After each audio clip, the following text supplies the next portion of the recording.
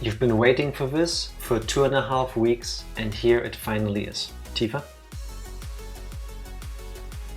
German couple on Twitch eating each other's chocolate starfish. Without getting banned. Without getting banned, yes. Look at that cute. It almost looks like Ralph. It only works if we're eating at the same time. Why can't you put the thing in your mouth? I like to enjoy my chocolate starfish. Sorry, this is a bad idea if you want to speak. I'm just gonna take a second. And this was not my idea. I just agreed to eating the chocolate. Happy Tuesday, everyone. I want to throw that out there, by the way. Evie, thank you very much for the resub. 43 months. Welcome back, you meanies. 43. I don't think I have been mean, but I'll take your word for it. 1 year of my life, long. I will never get back. Honest Psycho, thank you for a whole year. Love. Love. Also, And check out my Grandpa. cool nails. I didn't expect something in between. Hello, Groundhog. Thank you very much for the resub as well. I'm being confused about all things happening at the same time. Congratulations on finishing your final. Nice. The toughest final. Good job. Applause. This starfish was for you. Yes. What's happening? I missed the chocolate star lore. So, I don't know why, but apparently chocolate starfish is a slang word, whatever, for a butthole. You don't know why. I can think of why, but... And Are you let okay, me finish. Tifa? Do I need to explain to you why that is the slang for Nobody needs to send me pictures to explain it. Thank you very much. No. Benjima, happy birthday. Happy birthday, Benjima. Tifa, Congratulations. congratulations on Benjima's birthday. Yes. Congratulations as Yes. well. I was trying to say, years ago, I don't know when, I went through a store, I don't know which store, and they had these like nougat chocolate like shellfish things. Like there's a little seahorse, there's like little shells and stuff. I think once you see a picture, everyone knows what it is. Everybody knows those like nougat sea thingies. You have seen them before, definitely. I think they are sold everywhere around the world. Perfect snack for Benjima's birthday. And then I was thinking, wouldn't it be funny if on stream you eat a chocolate starfish? Because, you know, haha. He's been sitting on this for like over a week, by the way. No, for years. For years. The problem was, I don't remember where I found the chocolate. The problem with me being a vegetarian is I can't eat every chocolate because of the stuff I put in there. So, during our vacation in the Netherlands, I'm walking through a store and I've looked at all the brand ones. They didn't have the starfish shape. Otherwise I would have just bought one of those here.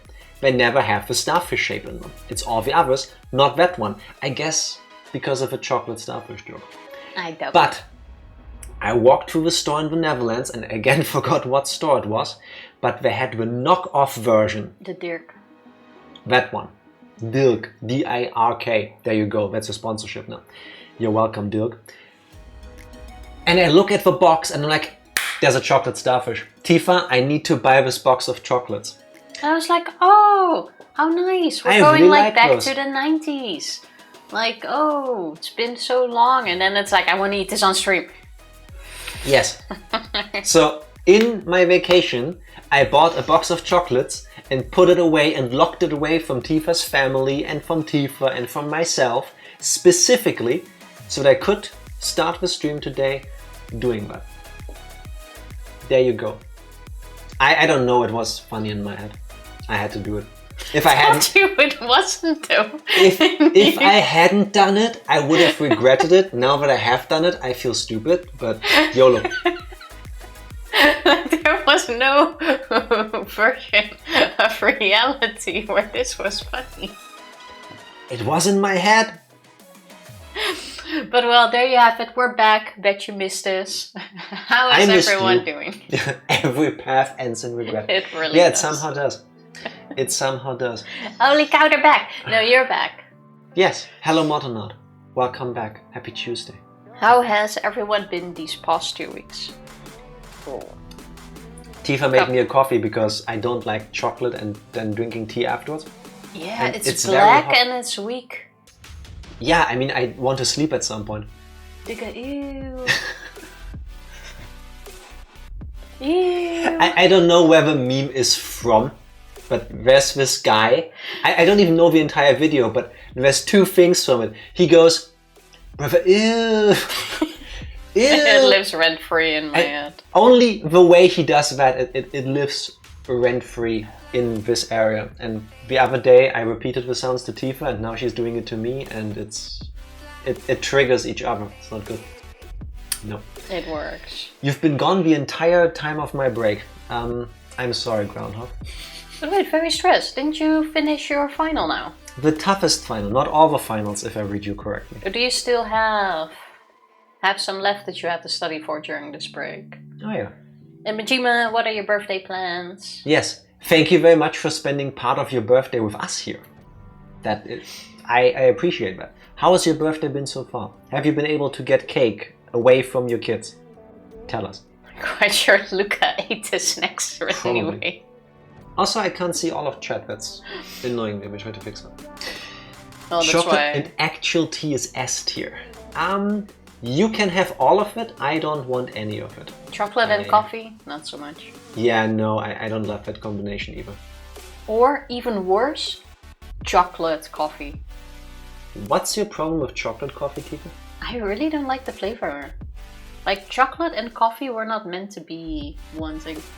They are one of the biggest combinations. Yeah, and it's not good. It's like, what do Germans like so much? Peppermint and chocolate. That's not a German thing, I think. That's also an internet. Peppermint and chocolate is a thing all around the world, I want to say. Yeah, but Germans love it. No. I want to say... Like after 8? I'm quite sure Germany is the biggest consumer of after 8. I want to say I'm the gonna UK. Google that. I want to say the UK. Nah. Definitely Germans. Mint chocolate. Yes, it's horrible. Most mint chocolate in the world. Oh, that's actually a question. Reddit, unpopular opinion. Mint chocolate is the grossest food ever invented by man. What did you do to be like the first hit I find here? I mean, it's just not nice. That's a list about... 8% of US adults have mint chocolate chip as their favorite ice cream flavor, according to YouGov Today. From, I'm not even gonna click on this, at some point. So, I don't know. I'm gonna find a way to I don't hate Google mint this. chocolate. I used to love it as a kid, but then I kind of grew out of it. Yeah, mint doesn't really work with anything.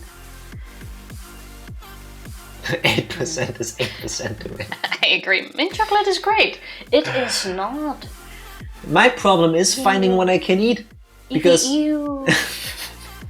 because the ones I can find have stuff in them that I'm avoiding because of my diet. So maybe one day I'll be able to enjoy one again. Oh, that's what we're gonna do next. Eating mint chocolate on stream. I don't know. For the 8%. I'm doing it for the 8% of people. No, I do not agree with that. I do not agree. Also, Benjima, you cleaned and titty. Tifa cannot read the word tidied. Tidied. Tifa always reads it as tiddied. And I don't know why. That's one way to spend your birthday. If you want to spend your birthday tiddying, then be my guest, yes. I cleaned and tidied. Someone is here fitting a washing machine. Okay. Want to watch Ghostbusters, but got to wait for food. No cake. Cake on Sunday, I think, because I'm seeing mine and Leanne's family. And Skinner. I like how you put Skinner in brackets. Skinner's the bonus. Yes. But yeah, fair. I mean, it is a... What is it anyway? Tuesday? It's a Tuesday. Yeah. Yeah. Groundhog has been stressed. Makes sense. Only have piano left tomorrow and then I'm done. Nice. Are you looking forward to being done with it all? Then again, you're done with your finals then, right? Because you still have quite a few semesters of studying. You should absolutely take every single win you can. Yes, life can be stressful, so enjoy it when you can. Exactly. That's one of the biggest lessons in life, I want to say. I don't think I would be able to study as much as you do, so props to you. Studying for hours every day for 2 weeks, only missing a few days for a final today.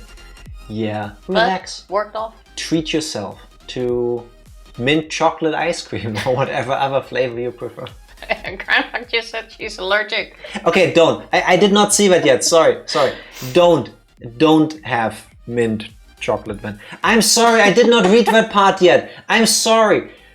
I've been gone for 2.5 weeks. I'm everywhere. My mind is trying to get back into it. I'm sorry.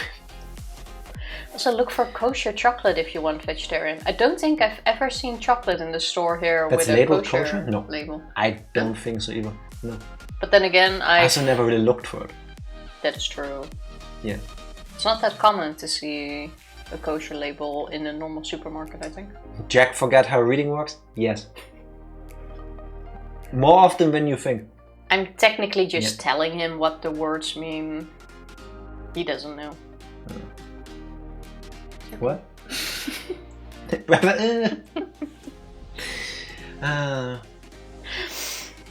Are you Alice from Persona? Because the die for me skill is frowned upon IRL. The die for me skill? I haven't played Persona, so I can't. The only Alice I know is from a franchise I now effectively hate because of the last game in it, so... Sorry. Jack has a brilliant printout of chat confirmed. No, my problem is, the way I normally look at chat is up there. And that thing is only half a screen right now, so I can see one line, so that doesn't work. So I have to look down here. And that's throwing me off. I'm a creature of habit. That line, that is quite annoying. I can see you say good 2 lines, it's already right gone. now. I can see Evie's last comment. Good. I cannot read the rest. So I need to look there. It's like... That's why we're going... Yes. I will fix this during the break. Yeah. Least we start having a long weekend starting Thursday in Germany with a Brückentag on Friday. Yes. I don't get the Brückentag. But yes. Oh, are you off on Friday? No, I'm not, but... Yeah, same. Still, almost everyone else is off, which means it's kind of like a vacation. Yes. So the people that do have to work on Friday usually have it easier, at least in... Well, depends on what you need to do. If you urgently need somebody to make a decision and they're off because of them taking the bridge day or whatever it's called in English, like the extra day in between a holiday and the weekend, then that sucks. I don't think I'll be in that position, so it's more like I'm basically alone here, so... It's gonna be a chill day. I don't care for My entire team has off too. Nice. Talking about chill. That's what I thought. Hello, Snowy. Happy Tuesday. And thank you, I will try. We'll do our best. Yes. Yes. Appreciate it. Kosher symbols are mostly small and hard to notice if you aren't looking, I would imagine. Always looking, so fair enough. Kosher label Germany. Might as well have googled that in German. Yeah, but I'm thinking in English. Like, yes, yeah, I mean, if you're trying to find things in a specific language, it's smarter to Google in that language. But I couldn't. What's the word for label in German? Because I also use label in German. Deutschland. Kosher label Deutschland. Kosher Zertifikat. Okay, so basically it says kosher on it. Kosher label auf mein Essen. They just put something in. Thank you, Tifa. Thank you. I see that you're trying to help me. It's not working though. No. Hello, Dark Next Lord. time we go shopping, I gotta have a look. How you doing? Cheers. Bezeichnung. Oh yeah, that's true. Kosher. Do people really say Bezeichnung still? It's a long word. You're a long word. Oh, okay. So at least some of them apparently look like the halal one. That is more common over here in Germany because of the large Turkish and Muslim population in the country. The halal one I've seen before, so kosher, well, one of them apparently at least, is like that one, but it says kosher instead of halal. Okay. I'm pretty sure I haven't seen... I don't think I've ever seen that.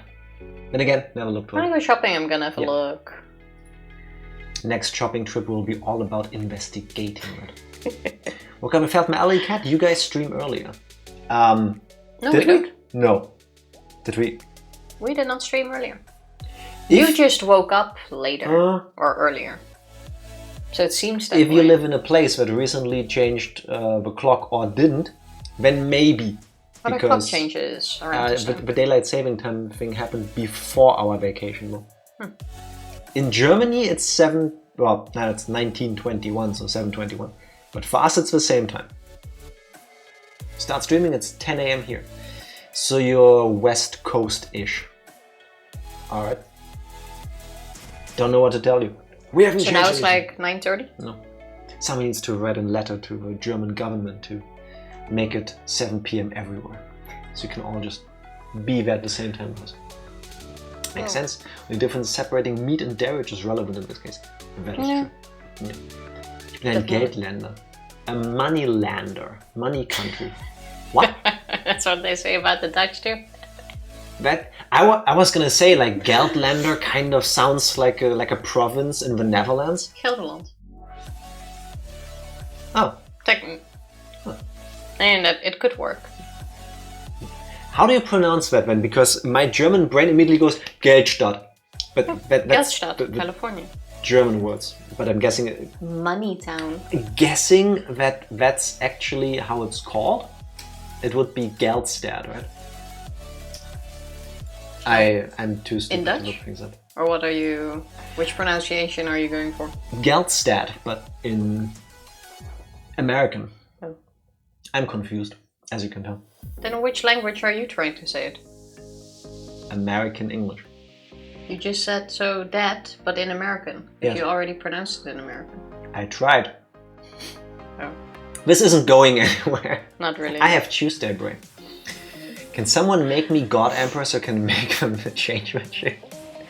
I wish. I don't really see the point of still having things like daylight savings. Yeah, same. Like I could fully get it, but I think we're past the need of that. I want to say we are at a point where like agriculture has evolved to the point where you can just use an alarm clock and your life doesn't mostly revolve around the sun anymore. So, I don't know. It would be easiest to just get rid of it. But did you know that one of the reasons why we still have daylight saving time is because of the golf lobby? Golf lobby? Yeah. To play golf, you usually do that while it's day outside. Yeah, but if it's day at 5 a.m. or 6 a.m., that doesn't really matter for playing golf.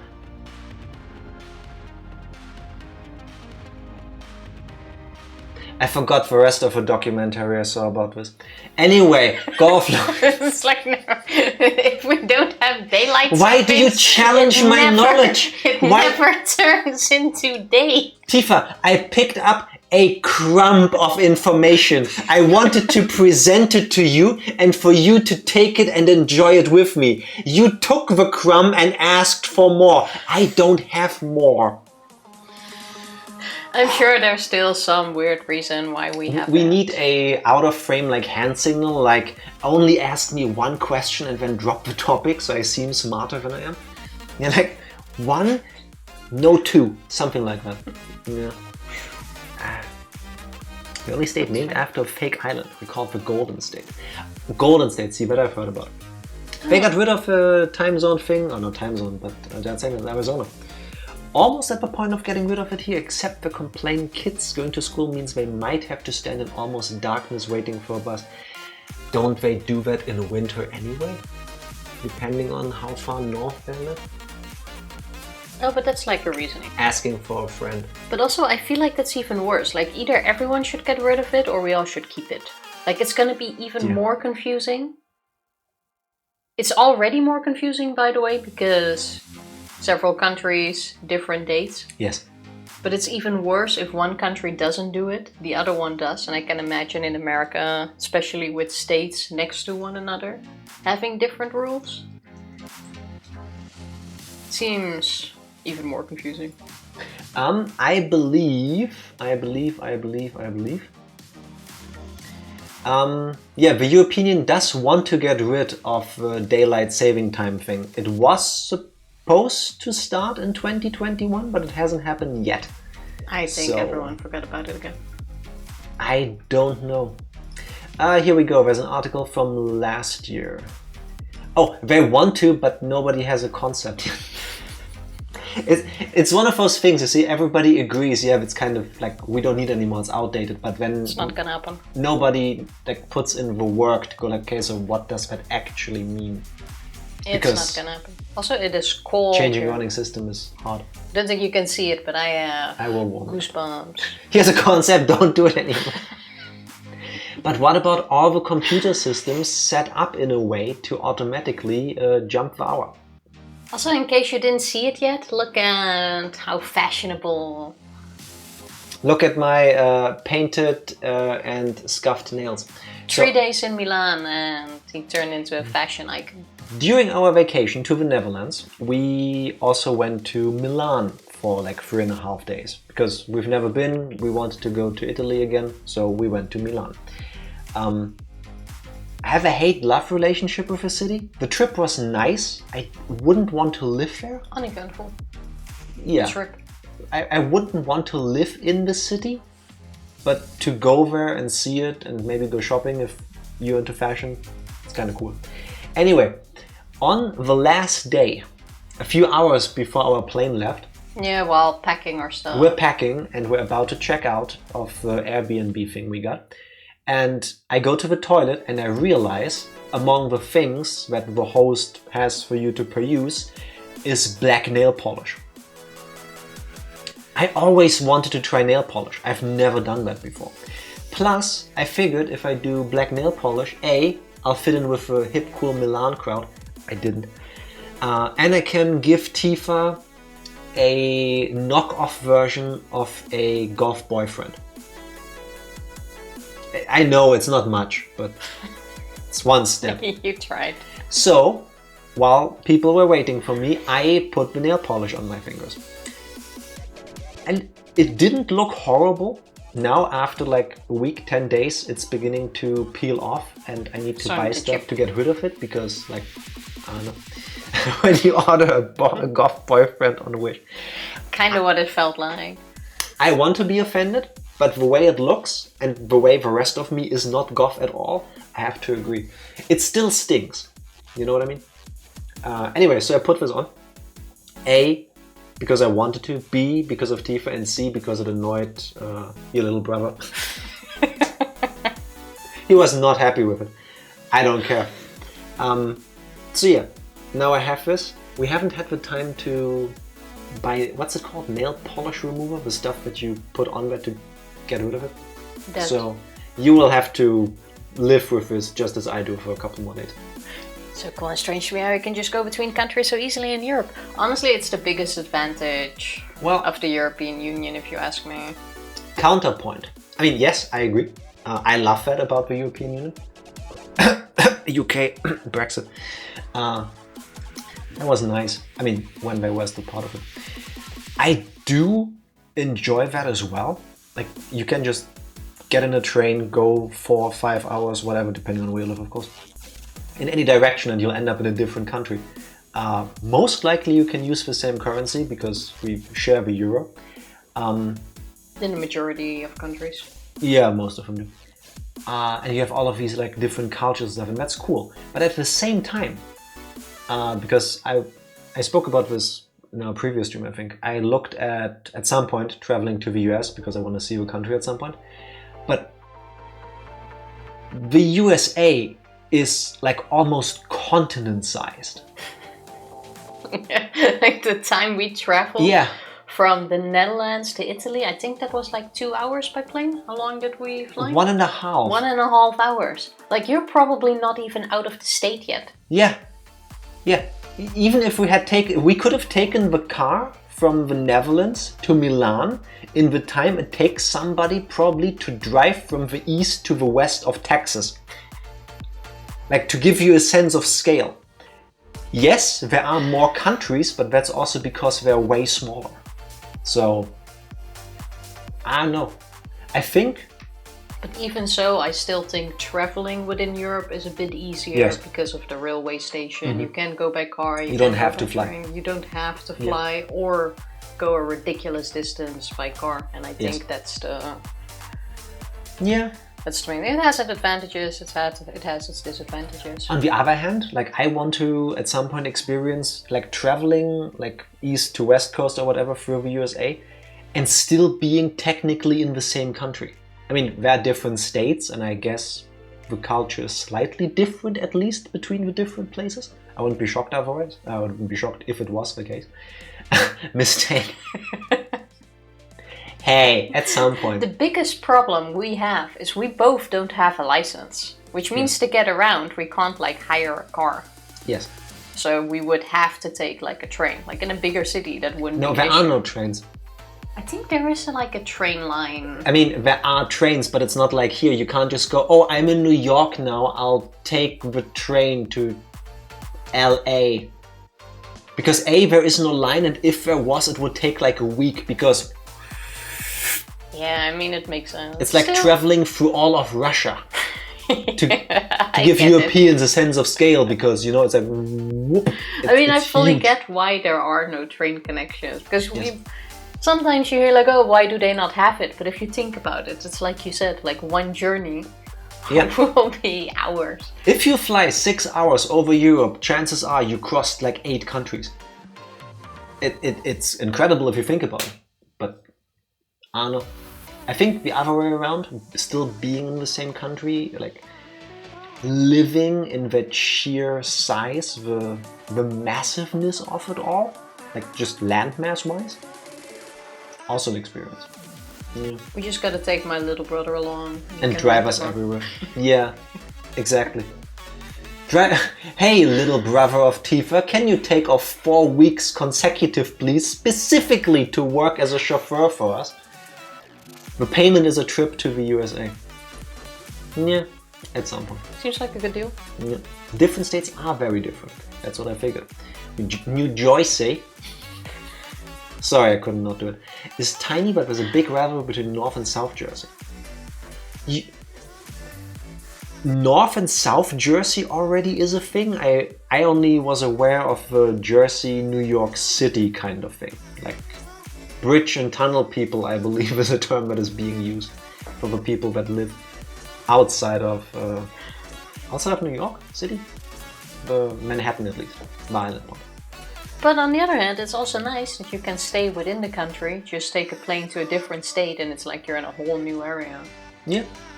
In that regard, I would see the different states as their own countries. Yeah, kind of. Yeah.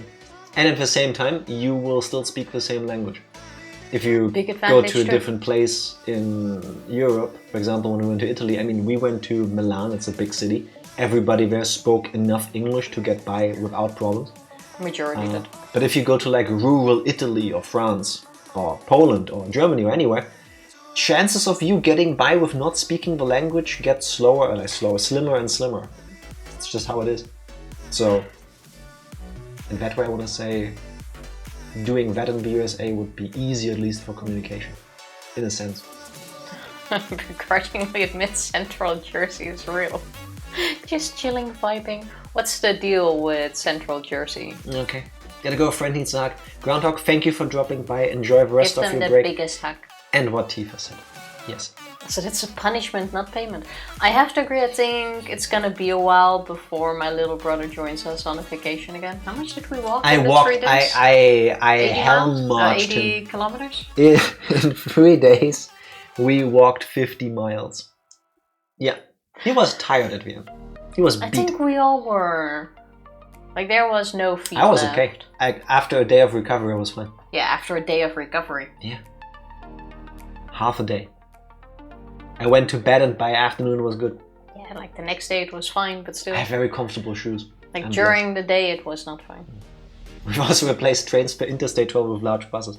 Yeah, true, those Greyhound things, right? Probably gonna use one of those at some point. It took Groundhog meeting me, someone from Central New Jersey, to accept that Central New Jersey. Okay. I see. Mortenard spreading the good message. Just tell the resident spricht Deutsch. Yes, that will... No joke, that's a... Yeah. Your grandparents kind of thing. Where did they go where they were insulted? Paris. Paris or Turkey? Paris. That I've never they been were to Turkey. they understand German. My they just grandmother- refused to speak German with us. 10, 15 Speak years Dutch. ago. No, 10 years ago. So my grandparents went on a trip to France by boat. I don't know. Like a river cruise kind of thing. And one day they spent in Paris, and some of the cliches about French people not speaking anything but French, I want to say, are true. But it also is a matter of where you go and how you approach them. Because I want to say, if you just come to me and you speak to me in, I don't know, Mandarin Chinese, I won't understand you. And if you just keep talking to me in Mandarin Chinese, I will eventually walk away because I cannot understand you. So It really depends on where you are. similarly, I fully understand if my grandparents go into a store somewhere and they just go to a random person. Hallo, was kostet das? Hello, how much is this?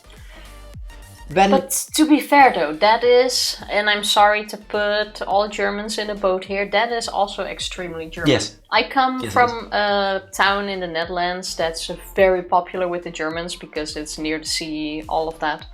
So every tourist vacation, exactly, we are drowning in German tourists. Good for the economy, Yes. but all of them, the moment they see you, will just start talking in super fast German and Yes. expect you to answer or tell them. There's not like hand signals or trying to speak English or not even do trying. you speak German? Yeah.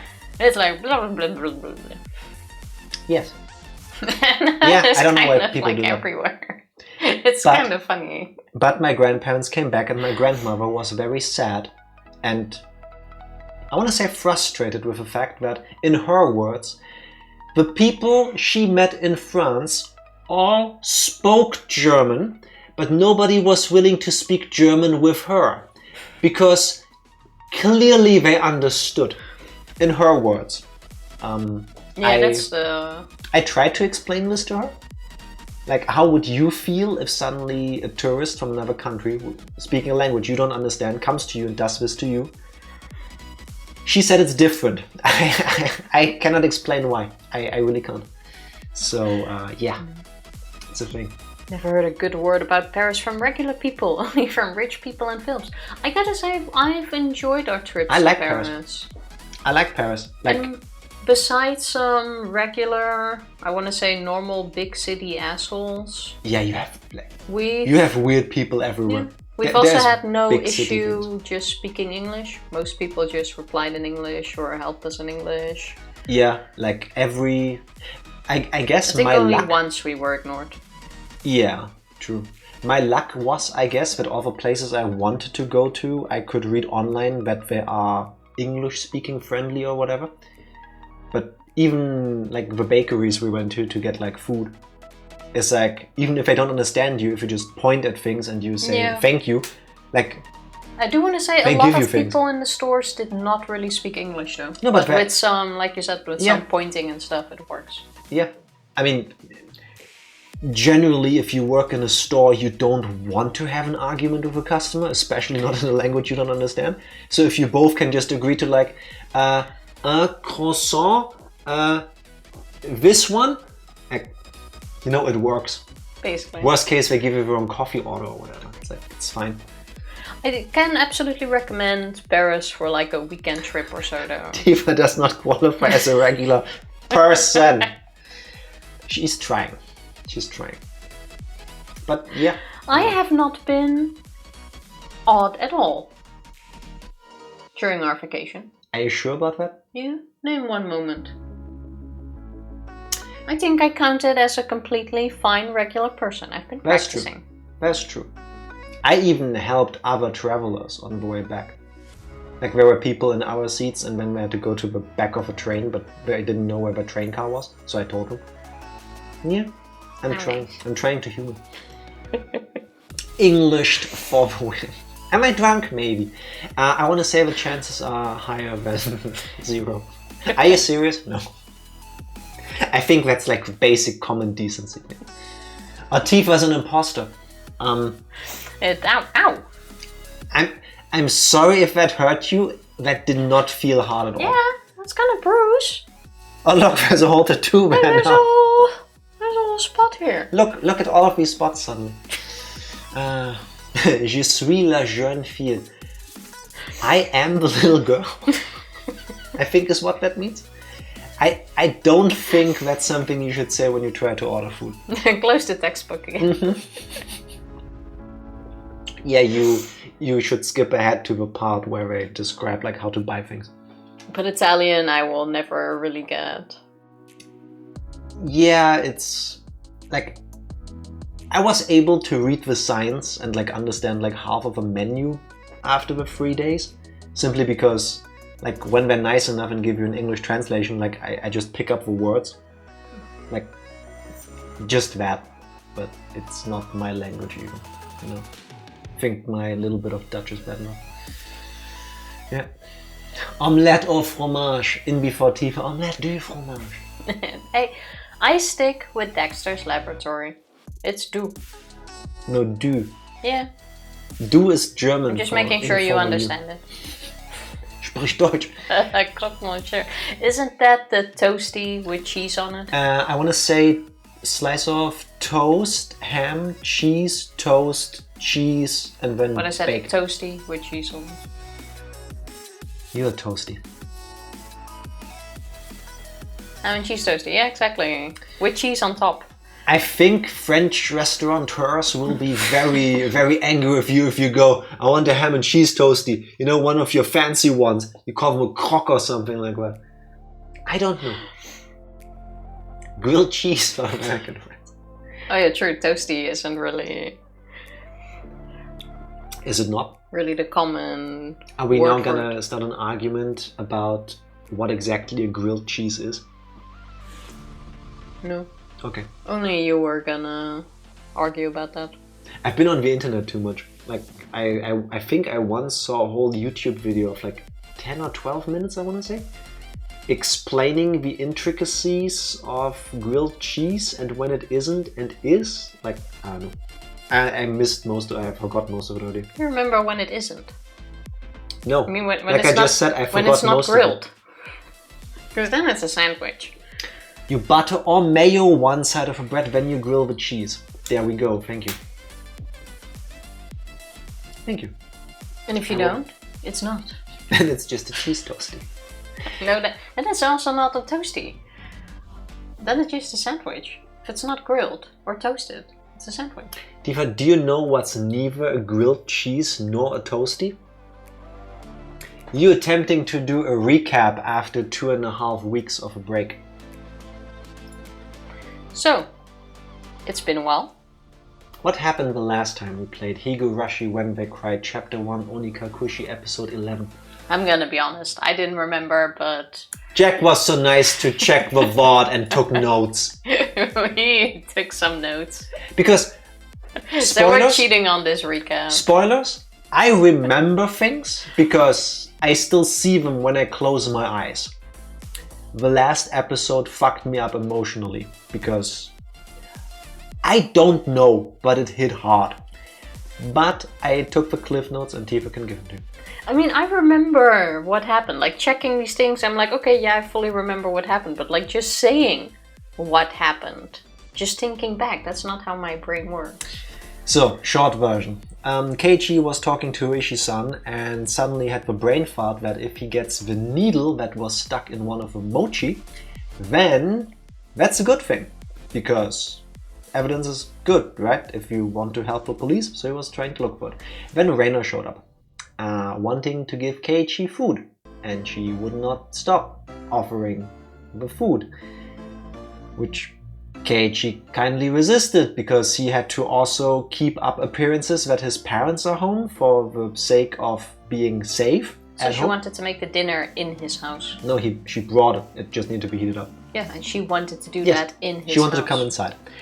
Keiichi wouldn't let her.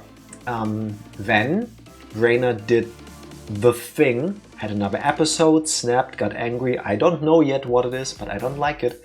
And she tried to get into the house. Thankfully, the chain was in, the chain lock thing. So she was like, had her hands in there. And then Keiichi did the one thing everybody, I think, should be doing when you have somebody trying to intrude your home, is he like got her off the door by tackling it, which like pushed her back, and then he tried to slam the door shut. But Reina had a hand in it. After a lot of pushing and prodding, eventually she got her hand out. He ran upstairs. Makes my knuckle tingle. Yeah, it makes my whole hand like hurt. Phantom pain. He went back to the phone, because ooishi-san was still on the phone the entire time, trying to pick up a conversation they were having, when he noticed Reina still standing outside, moving her mouth in a weird way. And it turns out that she just kept apologizing, standing in the pouring rain. And that looked really sad. I think that's also where the scene, or the chapter actually ended, or where we saved. Was that the end of the chapter? That was the end of episode chapter. 11, yes. Oh, episode, yeah. There was a lot of emotional reacting to all of the things happening. But that's basically the gist of the last stream. Then we did the 2 tips we unlocked. One established multiple personality disorder from a TV program or something. There was a doctor talking to like a journalist kind of person. It was very much made for TV, like, oh, can we fix these people? Can we do this? Can we do that? Wouldn't it be funny if this happened? That kind of shit. And there was a tip about a flashback. Oh, Keiichi was trying to recall the situation when he, with his family, went and bought the ramen he wanted to eat, the pork bone and ginger flavor. Because Reina said she was there in the conversation exactly she was trying to get what he bought and what he said to his mother. Yes. So we were having like a breakdown trying to figure out where Reina was hiding during all of that. Yeah, and it wasn't exactly clear to me whether in the end he did recall her being there, or if he just thought that, like, oh, there was something there, because there has to have been something, because otherwise how would you know these things? You know, like imagining this sensation of her being somewhere. So we're gonna go back to being messed up. Yeah, I don't think I will enjoy the rest of the game. And there's 2 more episodes, I think. Oh, I was just gonna say, I'm not sure if we have 1 or 2 more episodes left. I believe chapter 1 has 13 episodes. We're now starting episode 12. Oh, okay, then we still have a bit to go. Yes. Let's see if we can finish this game in this week.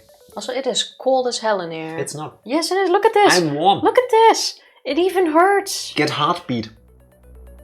Like my skin is being pulled so tight, it hurts. Tifa, I'm sorry that I'm such a cool guy and that you have to sit next to me.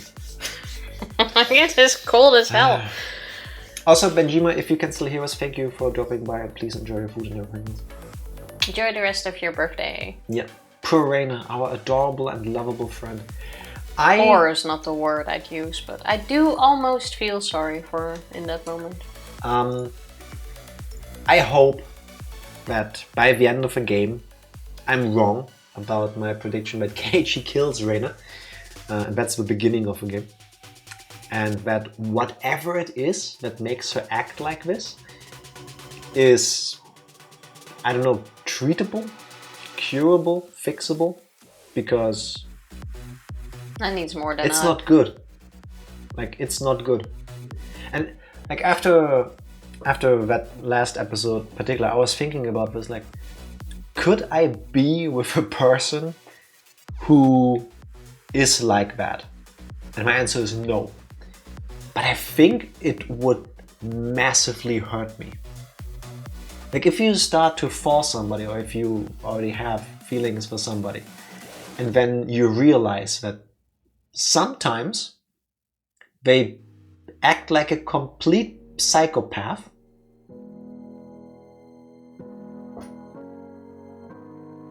I'm not perfect, I don't do shit like Reina does. Yeah, I didn't say anything, neither did I. I understand that you try to do things for effect, but wrong moment. Wrong moment, my dear. No, I don't think I could be with somebody like this, because Like in the last episode, she said when she was apologizing over, and she didn't do anything else at the end. She just kept saying, "I'm sorry, I'm sorry, I'm sorry." She said one of the lines I think was, "I was just messing with you," and like. My stupid brain, like Keiichi, probably would go like, "Oh, I just misread the situation." Like she was just really into her, like. Oh, that's what he has acting. been doing. Yeah, I get that. Like into the mode of like, "Oh, I'm gonna get in." But like, there's a line being crossed over and over, and like, I don't know. Usually in like books and movies and stuff, the story either ends with a person dead or being like lobotomized if it's the 1950s or whatever, or under... This is the small hole with a drill. Yeah, exactly. Situation. Yeah. Which does more damage than like help, I would think, usually. But I don't know. That's not a good place to be in. Yeah. Mommy. Yippee urgies. How are you doing, mommy? Tifa used glare. It's super effective. No, that wasn't glare. That was what's that move called that locks you into the fight so you can't run away? But you know which one I mean? Yeah, there are several. Evil Eye or something like that. One you use in the gold, silver, crystal games. Mean Look. Mean Look. Yes. That's what it is. That one. It seemed like a glare, but it had the effect of a mean look. I am stunned. I can't leave this channel. Tifa, are you ready? I think I'm ready. So I guess when I get sad, I can just point to this and say this is my emo era. There we go. Almost press start. See? End of chapter 11. That was the last save, I believe. Yeah. Yes. I kind of don't want to keep playing. Like, it's only gonna get worse, right? What do you think? Oh wait, you've seen my anime. Are we gonna hit a stride? Oh, what? You feel like? No, go ahead. Are we gonna hit a stride of like happy slice of life, and then like we hit the valley of depression, like what is wrong with Reina? Why is all of this happening? Why is there death and murder? Oh, happy slice of life, games. Or is it just gonna be a steady decline into like feelings and fear and emotion and... Probably that. I mean, how are you gonna go back into a happy slice of life? I don't know.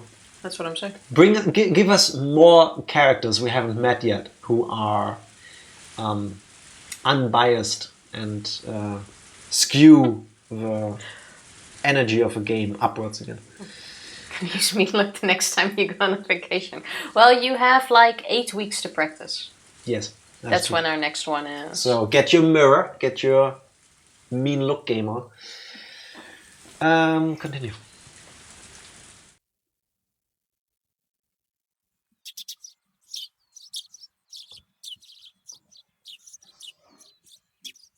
I was reading the line trying to get into like an emotion for it, but he did get sleep. Because I don't think I would have. At some point you'll be so exhausted you won't just sleep. Yeah, I wouldn't call it sleep though. It's more like a... more like a pass out from exhaustion kind of thing. Still sleep? I guess I'd be lying if I said I didn't get any sleep. I tried to stay awake all night, but there were definitely gaps in my memory. I guess I kept nodding off and jerking awake in a panic all night. I spent all night hugging the metal bat and sat on top of a futon I used to barricade my door. Waiting, watching, just in case someone tried to break in through my window. Understandable. If I left the spot, someone would break through the door, sending the futon flying and attack me. But if I stopped watching the window, someone would break through the glass and attack me. I tried telling myself I was just being paranoid, but I couldn't sleep. The thought of being so vulnerable scared the living daylights out of me. If sleep meant taking the risk, I didn't need it. It was so much better to just stay awake. At some point during that endless cycle of nodding off and jolting awake, light began to shine outside, but that was it. It wasn't so much the morning as it was just the sun simply having risen. I snuck a peek out through the curtains. Raina was gone. I couldn't see her anywhere, no matter how hard I looked. Finally, I could breathe a deep sigh of relief. The night was finally over. Do you also have that problem? What Keiichi just described. Like, it's not morning, it's just that the day has started. If for some reason, it happened only 4 or 5 times in my life, if I'm awake long enough to see sunrise, it's like time has stopped working. Like my internal, how I perceive time just goes completely out of the window. Like, this body wasn't made to witness sunrise. Not in an awake state, I want to say. Well, I wake up at the first sign of sunrise anyway. And I think watching the sun rise is beautiful, but I much prefer waking up early and then being awake and getting into the day together with the sunlight versus being awake all night and then going like, oh fuck, the sun is coming up. I mean, yeah, but that's not the ultimate thing you want to achieve, no? Unless you're actually doing things at night. I don't know. Now he's basically staying up out of pure fear. Life without sleep is surely worse than death. You're gonna go nuts and then you'll die if you stay awake long enough. That's a thing. That's a thing. People die if they don't sleep. I think 7 days? Something like that. Can do a bit longer. Yeah. It's definitely not as long as some people would think. But you will go nuts before that. Simply, your brain is not made to be awake that long. Your body just implodes, basically. I wouldn't even be able to stay up for so long. Wouldn't be me. How do you do it? What's the trick? I'd be lying if I said I wasn't tired, but I didn't feel like sleeping at the moment. I still had time, but I needed to make my own breakfast, so I'd better get started soon. Skipping school was also an option. Definitely an option. With my mom gone, it'd be easy to play hooky. Honestly, I debated it. The risk involved in leaving my house was incalculable. So staying holed up in here was probably my safest option. But staying here wouldn't solve anything. Ooishi-san wouldn't help me without cold, hard evidence. Neither he nor my parents. So unless I found some sort of proof, these relentless nights would never end. I stretched my body, tilted my head back, and closed my eyes just like I did every morning.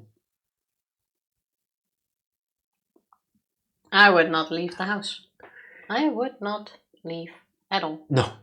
I would also probably not have slept because when I get super nervous, it goes to my stomach.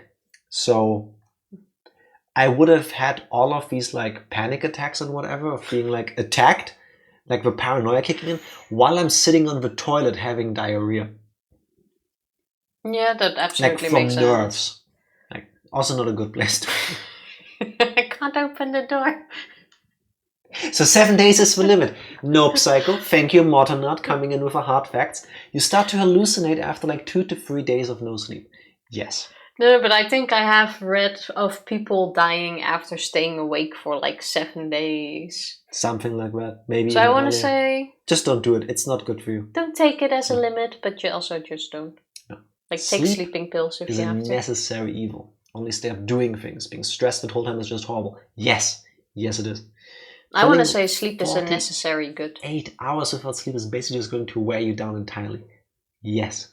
You will lose more sleep after the crash comes that your body will induce when you eventually pass out. You're probably gonna sleep for 2 days straight after that. So. Nah, you won't. Not after 2 days without sleep. I feel like I would. I think the longest, and I've definitely had those times, I've slept was 11 hours. Longest I've gone without sleep 12 is... maybe? No, I mean slept after staying awake for 2 days. I get you. I want to say No, actually, the longest I ever slept in one go was when I was unemployed after high school, before I got a job. And then I slept 15 hours. Well, no, you need it. No, I didn't. Actually, probably longer. I think my body had just given up on life together with the rest of me at that point. Actually, don't remember if I slept longer or not. Longest I've ever been awake was 3 days. And that was not good. Let's just not do it. Besides, nowadays I'm old. I cannot. Like, if I do try to sleep. If I don't, I just have like a couple of hours every night spread over time between turning around and not sleeping, but I do have some sleep. But after like 2 or 3 days, I'm so exhausted, I just sleep through. The problem with Tifa fixes itself. Yeah, like it's just like a cycle. At some point, you're so tired, your body like forces you to sleep through. Yes. Yeah. That's also one way. Even if death by insomnia isn't the direct cause, the delusions could easily get you killed. Yes. Yeah. You will not function like a human being. It's not gonna happen. I'd rather not have those hallucinations. Oh, the record is 11 days. Let's not get there. I regulated my breathing and regained my senses. Calm down, Keiichi Maebara. Let's go to school. Let's wait until they set their trap for me. But that didn't mean I was just going to twiddle my thumbs. I needed to avoid that trap and secure irrefutable evidence. Take note of the plates of any car that drives by. If I see someone suspicious, check their clothes and face. I wasn't just protecting myself, I was preparing myself to turn their attack against them and retaliate. The tension was similar to when two samurai were both aiming to slay each other with a single motion as they drew their katanas. I was not at a disadvantage. I would have a chance to retaliate. You're definitely at a disadvantage. I think Keiichi forgets that potentially the entire village is involved. Yes. I finally felt a bit of courage growing in my chest. Alright, let's go to school. I tightened my grip on Satoshi's bed. He was the only partner I could count on. Satoshi, please lend me your strength. And entrust your dying regrets to me, since you were probably murdered. I'll make sure I dispel them. With renewed resolve, I checked the clock. It was still early. I wonder how he sees that. For the umpteenth time, Tifa, the backgrounds are just to give you a general vision of what they see. Yeah, but the least they could have done is put arms on the clock.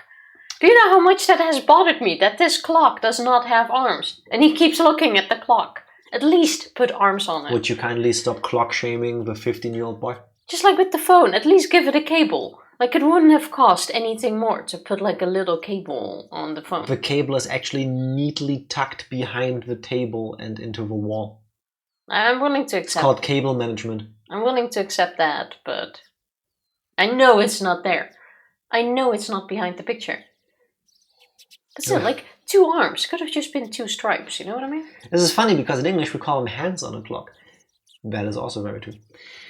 Of course, I was going to school by myself today. If I didn't want to rain on me, I needed to leave now. Has he even eaten anything lately? He had ramen. I hope he did eat something because, like, on top of a lack of sleep, not eating or drinking is also not going to help your concentration. Nah, he had the ramen the night before. Why is this door open? Oh, Tifa, please, shut the fuck up. In a situation where we're being stalked, he's leaving, Tifa. And threatened to be leave killed, a building, you need to open the door. Is important in the image. Do one of you want to explain it to her again, or do I need to? Just press A and we're gonna find out. The shattered fragments of a cupboard were still strewn all over the entryway. Right. I meant to clean it up last night, but never got around to it with a phone call and everything. If my parents came back and saw this while I was at school, I would never hear the end of it. Still, I'd be wasting time if I cleaned that up right now. And considering what would happen if I ran into Reina or Mion, it wouldn't be too late to clean it up after I got back home. Making extra certain that the doors were locked, I left the house. Hater. My uniform was still covered in mud from yesterday, so I left it in the washer. Today I was going to school in a tracksuit. Yeah, true, they can pick what they want to wear anyway. Yes. By wearing different outfits this morning, my mind was forced to accept that today was different from yesterday. I had a hunch. Today might be the day I get killed. Keep your guard up, Keiichi Maebara. The only one who gets to decide if today is my last is me. I like that attitude. I hope it works out. I hope so too for him. I say after this little walk to school, we take a short break because I am super cold. I want my vest.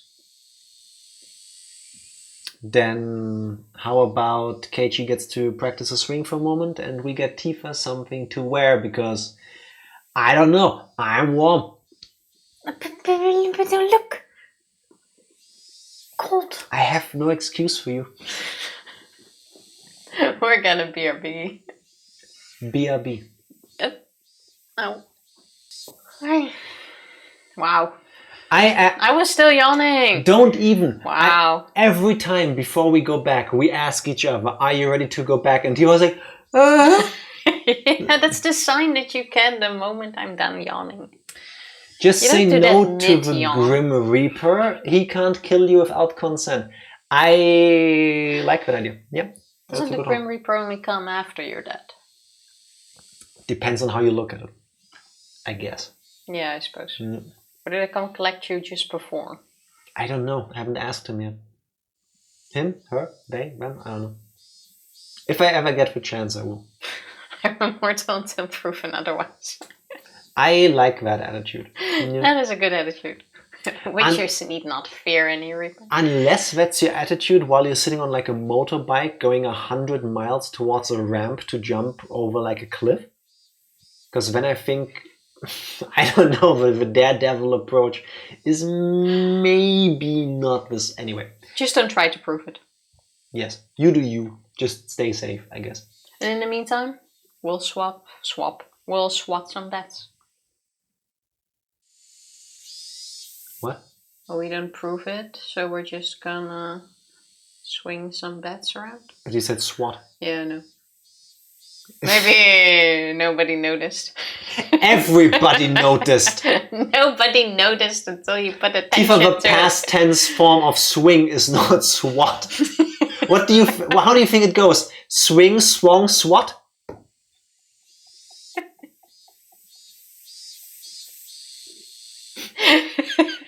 Just go for it. Welcome to English and Tifa.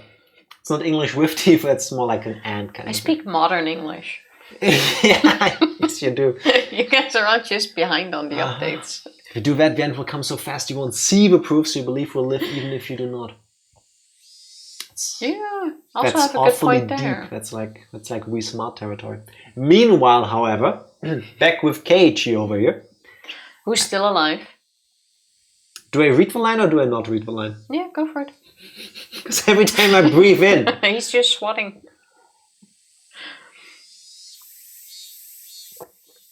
I spent the morning practicing my swing like it was my natural routine. After a while, Rena arrived at school. Our eyes met, but we said nothing. Rena said nothing about last night. As if it never happened. But I could see that those events were real by the wounds carved into her fingers. I just heard her telling Satoko and the others that the bandages were from hurting herself in the kitchen. Though it wasn't like it bothered me.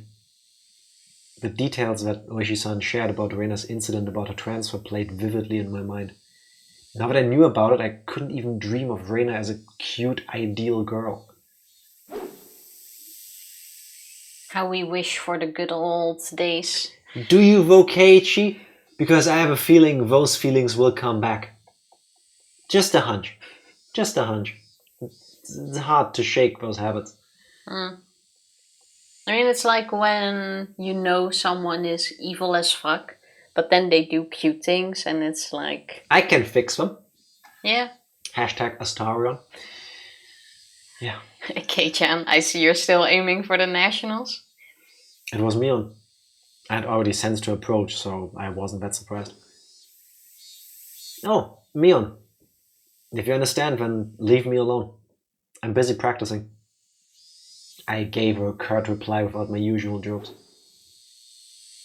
Then I gave a bad and even larger swing, tacitly keeping Mion from getting any closer.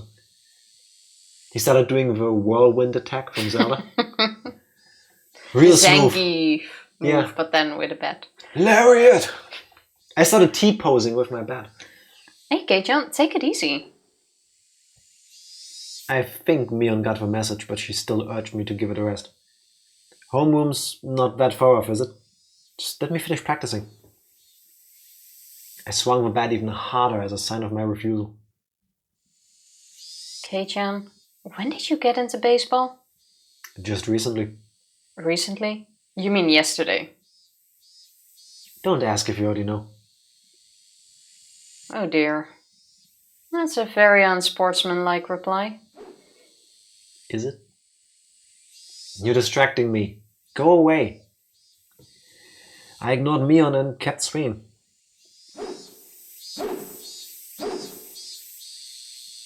Normally she'd get mad or bored and leave if someone gave her a cold shoulder like this.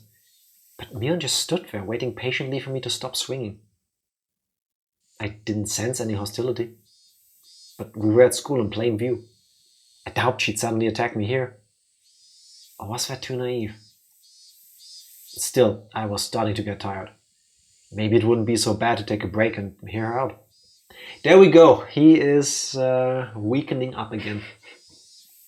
You need me for something, right? What is it? Sweat poured from me as I stopped swinging. I noticed my shoulders were heaving as I breathed. I cursed my lack of exercise. At this rate, I might not be able to move as needed when the time came. I should probably keep practicing my swings to build stamina in addition to the excuse for carrying the bat around with me. Well, it's nothing important. If you're tired, I can ask again later. Now it's fine. I'm only dealing with you right now because I judged the situation to be safe. Talking to you alone and away from the others? That's out of the question. Well... Mion was uncharacteristically trying to choose her words. But unlike Rishi-san, it didn't look like he was going to talk about something I'd rather not hear. Mion was puzzled, trying to find the right thing to say. But then she gave a hearty laugh to break herself out of that mire. This old man's just no good at this stuff. Having a poor vocabulary hurts. No, it's you with the poor vocabulary. Are you Mion? Minus the evil death glare murder cult potentially thing? And I don't think as a 12-year-old you attacked dam workers, did you? No, I would remember. I expected it. No, I was 13. I was busy going into the wilderness. Uh-huh.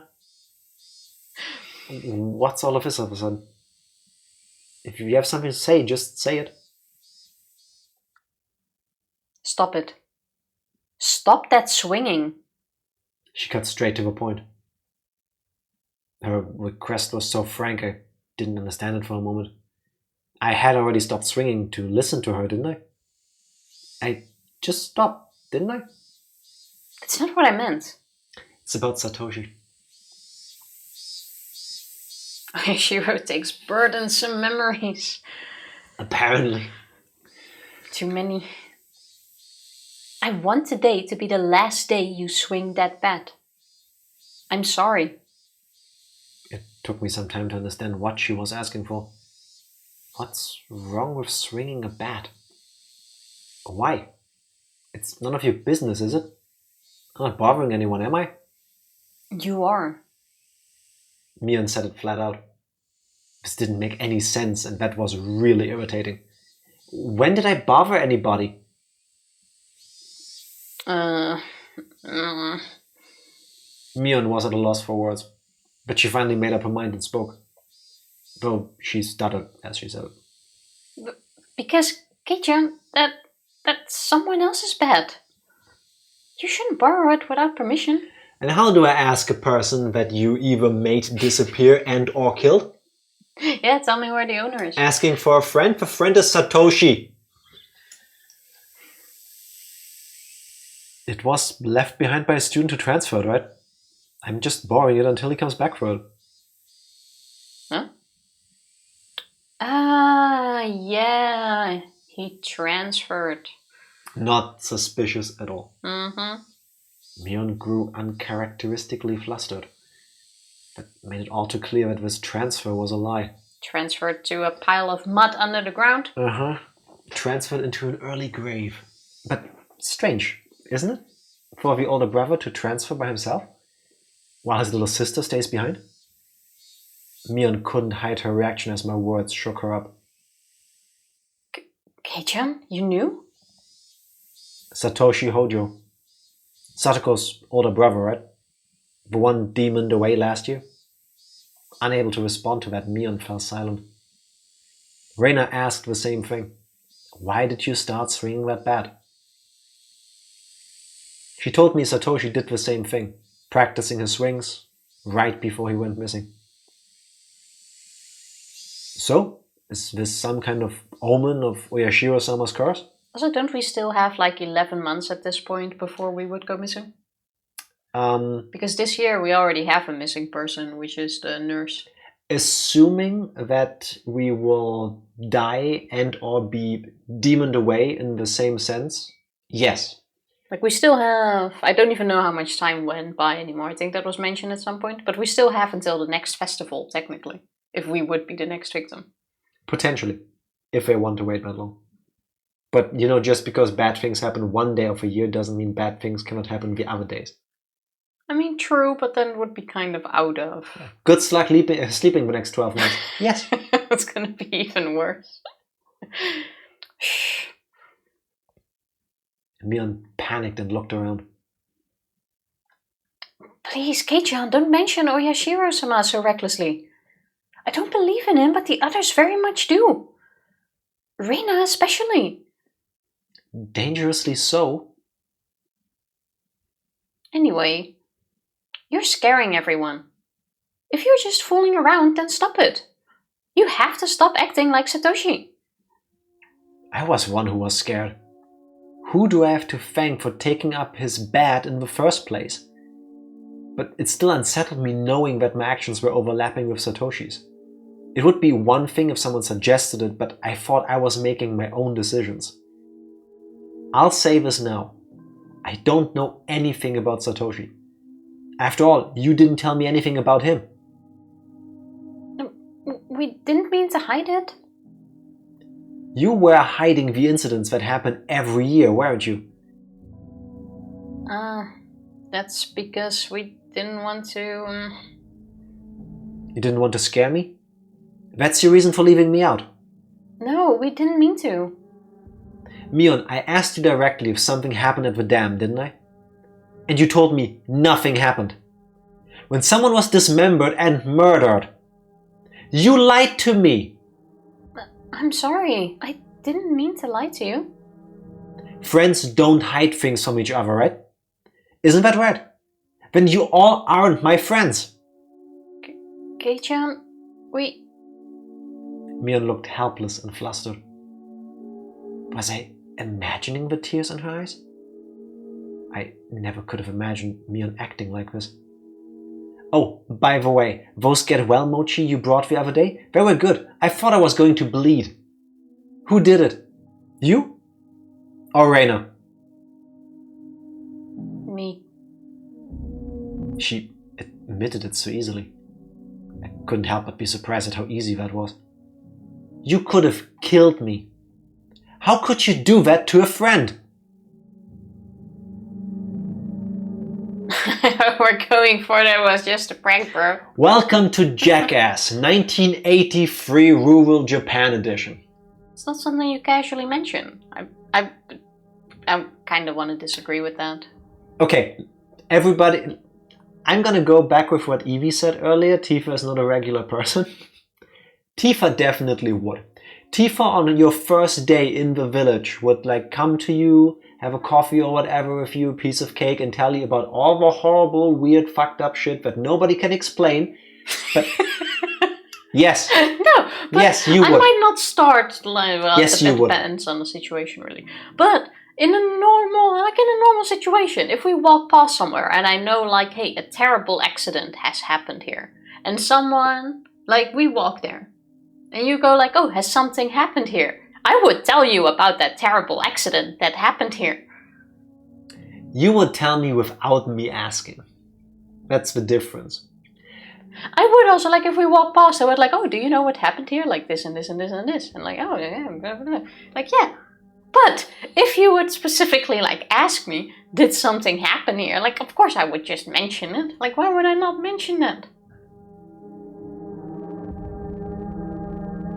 I just want to give you a moment to settle into the feeling that everybody is giving you the same blinking man look. But there's like no reason. She would tell you without you asking and with a smile on her face. Yes. I'm not that bad, you know. Jack used glare. It's very effective. I don't need arena trap. I'm just glaring. She would. No, you have a point, Psycho. Casually mentioning it, no. But if somebody asks you,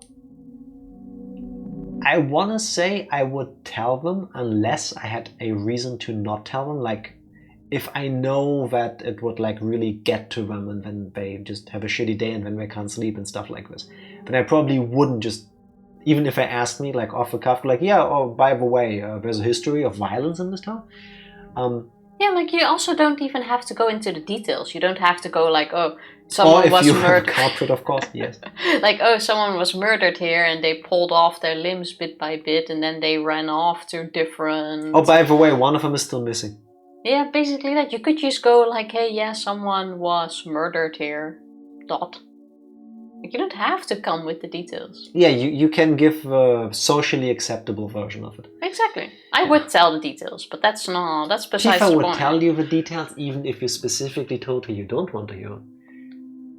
Yeah, but you're the only person I can sometimes talk about stuff, and then it's like, I want to talk about the details, and then you go like, I don't want to hear it. Like, who else do I rant about it to? Tifa, there needs to be consent. You consented to it in this relationship.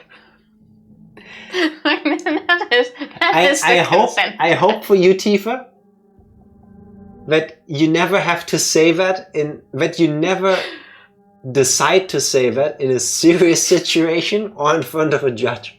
I hope so too, but still. But yeah, that's what she just said out loud. And it doesn't really make a good impression on a truest pamphlet. Yes, that as well. That is true. That's faster. I'm talking about listening to rants here, people. It doesn't apply to other things that everyone seems to be thinking about. Despite Tifa's damning choice of words, I want to say if Tifa spoke regular English, not new English as she established earlier, modern English, sorry, she would have said something like, you knew what you were getting into with a relationship with me. Well, that you definitely knew. I'm not sure. Mion is trying to tell us something, Tifa. But it was just a little prank. At what point when you put a needle into somebody's foot do you go, ha ha ha, funny? That works in every core too. It was just a prank, bro. I want there in every country to be a specifically added part of the law texts that if somebody unironically goes, it was just a prank, bro, in court, that everybody who's currently in the room gets to stand up and slap that person across the face. You actually want to hear a messed up story where that happened? No, I do not. See, like, this is what I'm talking about. Like, there is something that applies to this situation, and I want to talk about it, but I'm not allowed to give the details. Carry on, Tifa. And I have to tell on it. Do tell, yes. Oh, thank you. I think it happened a few years ago or during the pandemic. I'm not really sure. It was in Antwerp or in Brussels, Belgium. Belgium. Either way, it's Belgium. It was in Belgium, yes. One of the cities. Yeah, but then you could also try to find the article. A couple years ago, during the pandemic in Belgium. Two guys decided to, I think it was a Polish guy, decided to push him off of a bridge into the water as a prank. Tifa, okay. I had to interrupt you. You're adding so many details that don't matter. Too many Everybody details. is confused. Two guys decided to push someone over a bridge into the water as a prank because, you know, that's what you do. And the guy couldn't swim. Everyone was just filming. No one actually went to help this dude. So he drowned. And it went to court.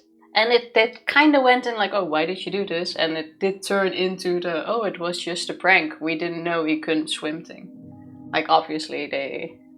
You can tell that somebody can't swim where the moment they are in water, they are struggling to swim. If I remember the bit more morbid details, he did tell them while they were trying to pull him over. But that's another thing. They all got sentenced, right? Yeah, they did. Okay, but it did end up in the, it was a prank. So, did everyone in court slap them? I hope they did. That really should be a thing. I hope they did. I hope they did. That really should be a thing. This thing, the moment you can hurt someone, it kind of stops being a prank. Yes. Yes. That, like, generally, I hate those, like, prank videos. I also never liked those prank shows. I like the innocent prank videos. Innocent stuff like, I don't know, giving somebody a flower when they didn't expect it. That's not really a prank. Where you could go like, haha, da. Like, even if you just try to be funny by scaring somebody, that can still go horribly wrong. You know, it's like, social media was a mistake. The glorification of people on social media who ultimately have no deeper value to humanity. But that's more words, so let's go with yours. Yes. Unfortunately, yeah. Mion gave me a wry smile mixed with confusion, causing even more anger to well up inside of me. You think that was a prank? I grabbed Mion by the collar and lifted her up. That wasn't the same as putting Tabasco sauce on a piece of mochi. It was a needle, a sewing needle. If I had swallowed that and it lodged in my throat, what did she think would happen? Mion's face froze as her body rattled in fear. Not even if you just swallow that. Imagine just biting on it and the needle pointing is up. Yes. And it goes into your roof mouth. This wasn't the Mion Sonozaki I knew anymore. Anyways, you're not my friend. There's no reason for me to listen to someone who's not my friend. So just leave me alone for a while. Got it? Mion wasn't replying anymore. It won't be that easy to erase me, you know? The cops have been on to you from the start. Uh-oh. So don't think you can make me disappear like you did Satoshi. I said it clearly. Mistake. This was my declaration of war. Knowing what I know outside of a game, that was the dumbest move you could have possibly called. Yeah. If you believe you have enemies, I didn't know the game got to you that much. I'm cold sorry. shiver. I am seriously cold. I should have closed that door. It's spring over here. I'm sitting here in a long sleeve t-shirt. This is not thick. I'm cold. Don't tell your enemies your moves. I'm on the make social media illegal for kids under 18 camp. Somewhere around that age here. 16, 17, 18. Might be a bit much, but... When people are grounded enough in reality that they realize that all of the stuff they see there should not make them miserable. Yeah. That kind of thing. I think you guys are suspects in the previous incidents too. I also know you've spent a lot of time with the cops ever since the anti-dam movement. Don't think you can hide it from me. Got that? He just told her everything. How did you know? Mion stood there with a dumbstruck look on her face. That was when I heard the principal ring the bell for school. Oh, thank you. It was time for morning homeroom. Let's go. We already messed up. The class representative needs to be there, right? At that moment, for the first time, I realized Mion was sobbing as tears ran down her cheeks. You're so mean, Keiichi. No. I wanted to console her, but I shut my mouth. I had no need to feel guilty. I'm going. Don't be late for homeroom. I left Mion still shaking as I turned around to head for the entrance. That is the hardest thing. You know this person is bad, or bad for you at the very least. To like detach yourself. Because there's still that like, there's a relationship, there's a friendship, there's something. And you want to cling to that, But they make you feel guilty. I think what Keiichi did there was really smart. You put a needle into something I put in my mouth. Like, let's get back to that. You did that. There was nothing smart here. That was pure anger talking. And he said way too much. No, yes, wholeheartedly agreed. He should have shut up way earlier. I think the point that he was angry and didn't want to be their friend was very clear from the beginning. But reminding himself, no, there are things you don't go back from. Like putting a needle into somebody's food, no. That's crossing the line. Like, I had no idea how troubling it was to make a girl cry. Behind my back I could hear her muttering. It was a faint mutter as she was speaking to herself.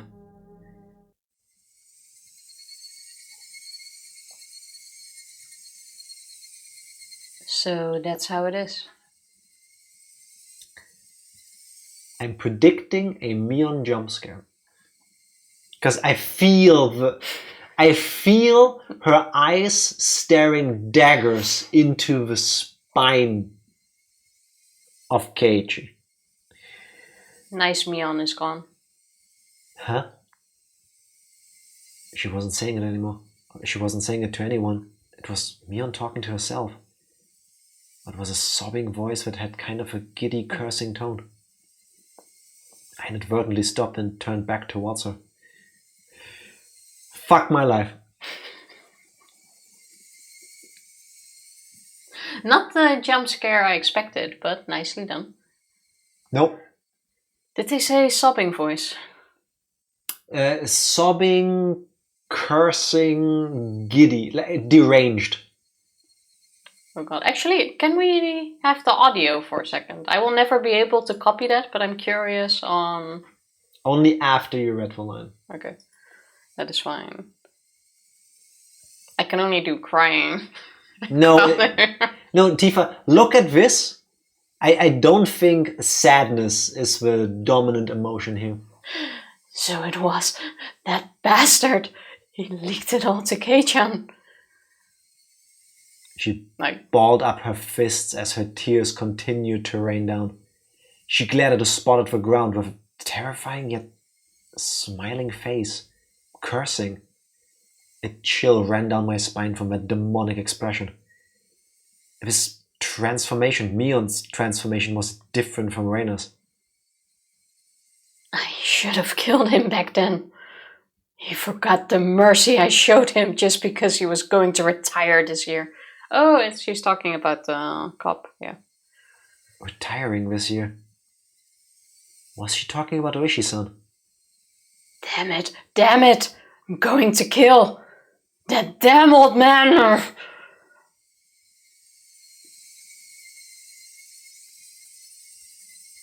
The sound really...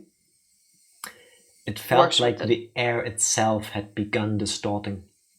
With Mion at the center, the world had begun to twist and spiral, bending, whirling. This was the first time I'd experienced such a visage.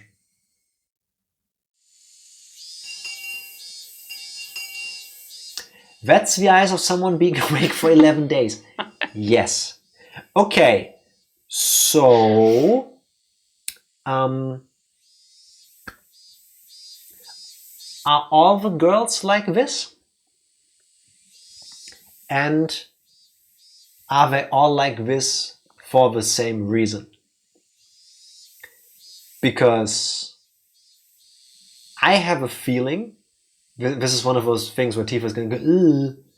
Either the story twist, I want to say, is all the girls have like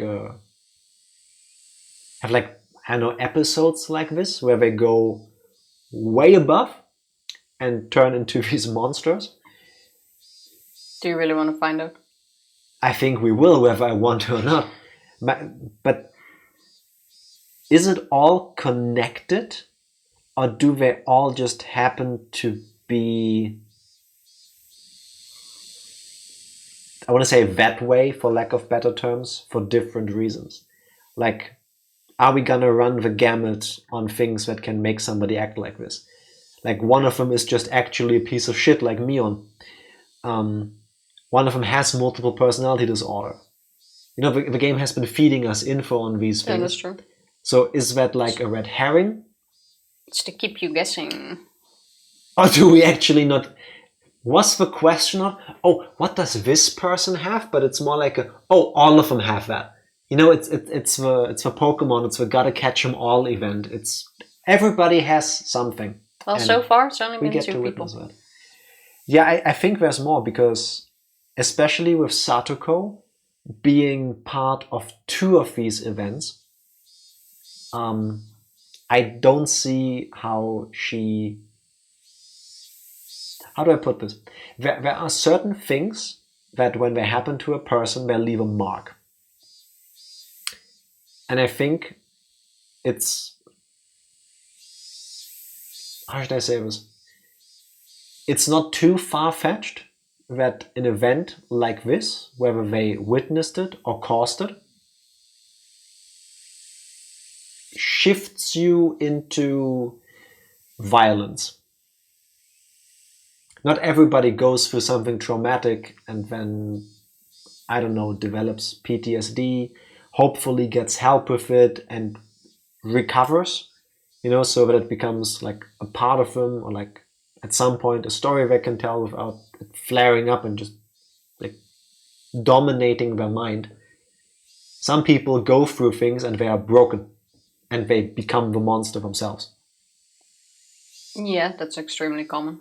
So I would not be shocked if Satoko, having gone through 2 traumatic events, also will have a scene like this. Anyway.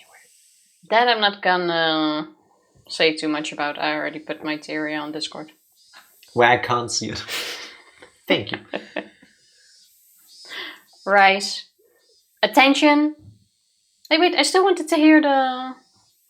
Oh yeah, just for you. Didn't you have to put the sound up for this first? Oh yeah. I knew there was something else. Settings. Log. No log. ケイちゃんに全部バラしたの。あの時殺しとくんだったな。今年で定年だからって容赦してやった恩も忘れやがって。Yeah. I liked your version. Oh, I like this one, but I wouldn't say crying. I had a hard time. I don't know, it seemed rather neutral actually. No, that seemed like mad. I mean, like an inward sort of rage. Yeah, but like a clean anger, not like an obsessed like. I get it, but it didn't match the energy I was getting from the eyes. And me reading the words as you were saying. No, that was the creepy kind of rage. I think it fit. Mion made up an excuse for her red eyes by saying there was something wrong with her contacts. After that, neither Reina nor Mion spoke to me for the rest of the day. Neither Satoko or Rika-chan looked me in the eyes. Strangely, I didn't feel hurt. Everything had just went back to the way it was. Time to find new friends. The month since I transferred in had been almost too much fun. That was all. School was supposed to be something like this to begin with. I should have disliked that feeling, but today it felt oddly refreshing. No, school doesn't need to be horrible without friends. It happens a lot, but it doesn't have to be that way. The bell rang, sounding the end of a monotonous school day, which had felt so tense yet so dull. Since it would cause a lot of unpleasant memories if they asked me to join into the club activities, I promptly started preparing to go home, without even looking at them. Stuffed the contents of my desk into my bag, wrapped my head around Satoshi's now familiar bed, and began heading towards the entrance. Wow, nothing. Okay. I was assailed by both the exhausting relief that nothing had happened today and the tiring possibility of the same thing repeating tomorrow.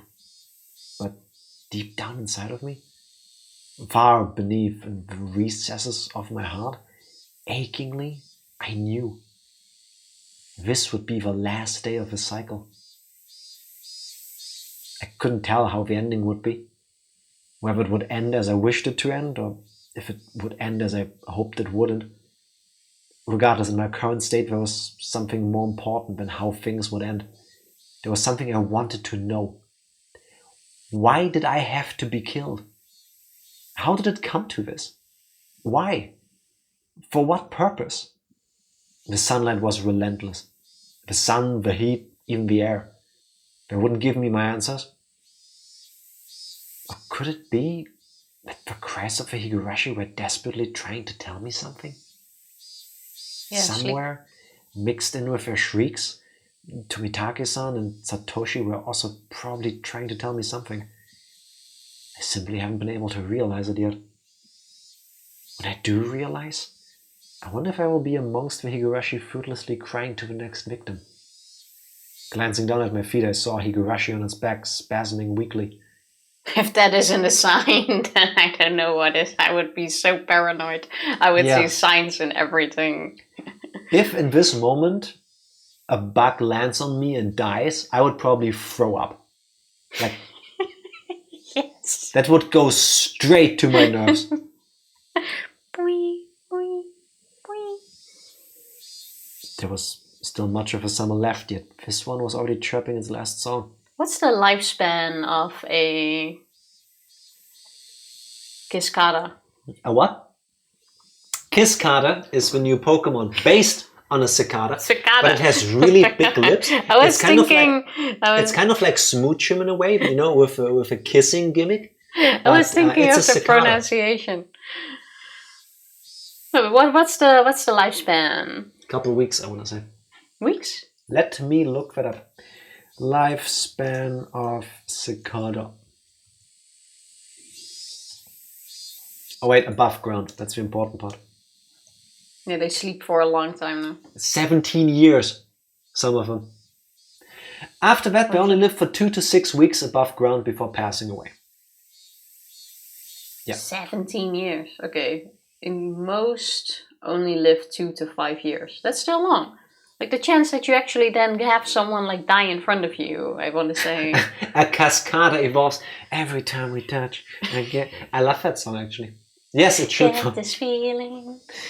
And every time they kiss, they swear they can fly.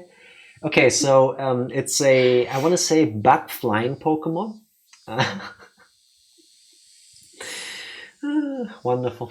Pronouncing words correctly challenge impossible. It's not happening. Tifa thing. Isn't 70 years the lava stadium? Yes. Yeah, up to 17 years. Some of them usually shorter, but some of them can be a lava for like 17 years before they go. Wee. Cicada dies. Keiichi vomits. Reina? So cute. Thank you. But not you. I can already see her with a little jar and a bucket, like. Yeah, she doesn't take you home. She takes your vomit home. So cute. I'm gonna bake a pie with this. Now that's disgusting. It kind of is actually. No, the cicada. the dead cicada. Even Reina has standards.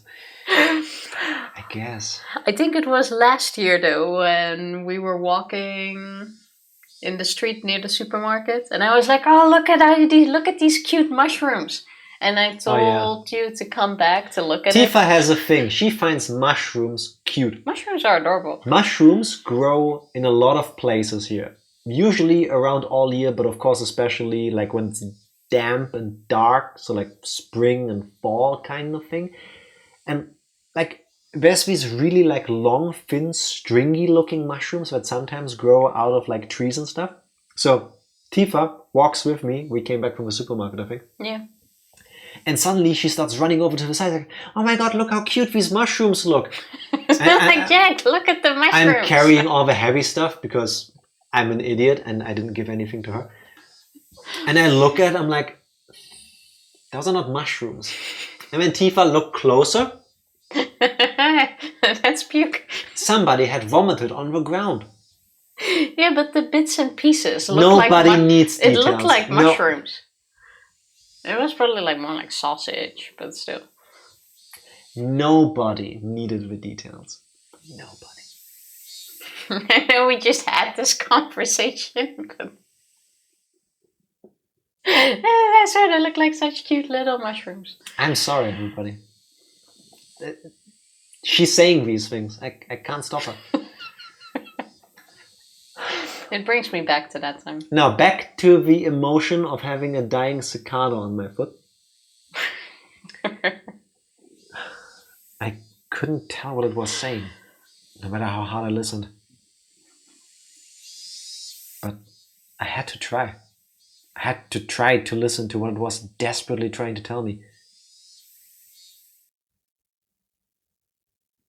At that moment, the shrills of Higurashi ceased at once, as if they had huddled together, fearing that the person who'd brought them to their dreadful fate had arrived. There was no mistaking it. A presence was approaching. The sound of footsteps was almost non-existent. If the Higurashi hadn't warned me by ending their chirping, I wouldn't have noticed. My exhaustion left me in a heartbeat. In its place was a rush of adrenaline that sharpened all of my senses. I was just barely able to hold back that creeping, suffocating feeling of horror. Like, I'm the stupid person that would stand and see what's going on. But, you know, just keep going. You just keep going. Usually, if all the animals around you stop making sounds, something is gonna happen. Like, Yes. there's a reason Keep why, like, walking. the birds quiet down and stuff. It wasn't something I could hold back for long. But in this moment, when I needed to be razor sharp, I was able to retain my composure. I think it's Yeah. No, not Mion, not Satoko, the purple-haired girl, the small one. I forgot her name. Blah, blah, Rika. blah, blah. Rika-chan. The head patty one. I don't think it's her. I wasn't going to shout like I did yesterday. I hid myself calmly amongst the trees, waiting for my pursuer's shadow. Could I get them to pass by me? No, since I was able to hear their footsteps, they were probably also able to hear mine. They might have already been able to tell that I had hidden myself and was holding my breath. The person tailing me, was it Reina just like yesterday? If it was Reina, I wouldn't hold back. I could just yell at her and make her go away, or go ahead like yesterday. If it wasn't Reina, it would depend on how they acted, I guess. Footsteps ambled closer. I swallowed, wiped my clammy hands on my pants and readjusted the grip on the bat. I could tell that the fear that I had beaten back once was now waiting for another opening to come at me. Who could it be? I peeked out from behind the trees at the person following me. My imagination hadn't led me astray. It was Reina.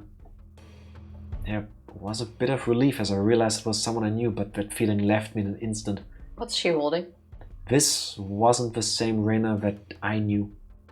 Her eyes were dark and lifeless, but her mouth appeared as if it was carved into a crescent. Yes, it looked like she was grinning slightly. And in her right hand That's a big knife. was a hatchet. Is this Silent Hill the novel? This is Pyramid Head level shit. Like,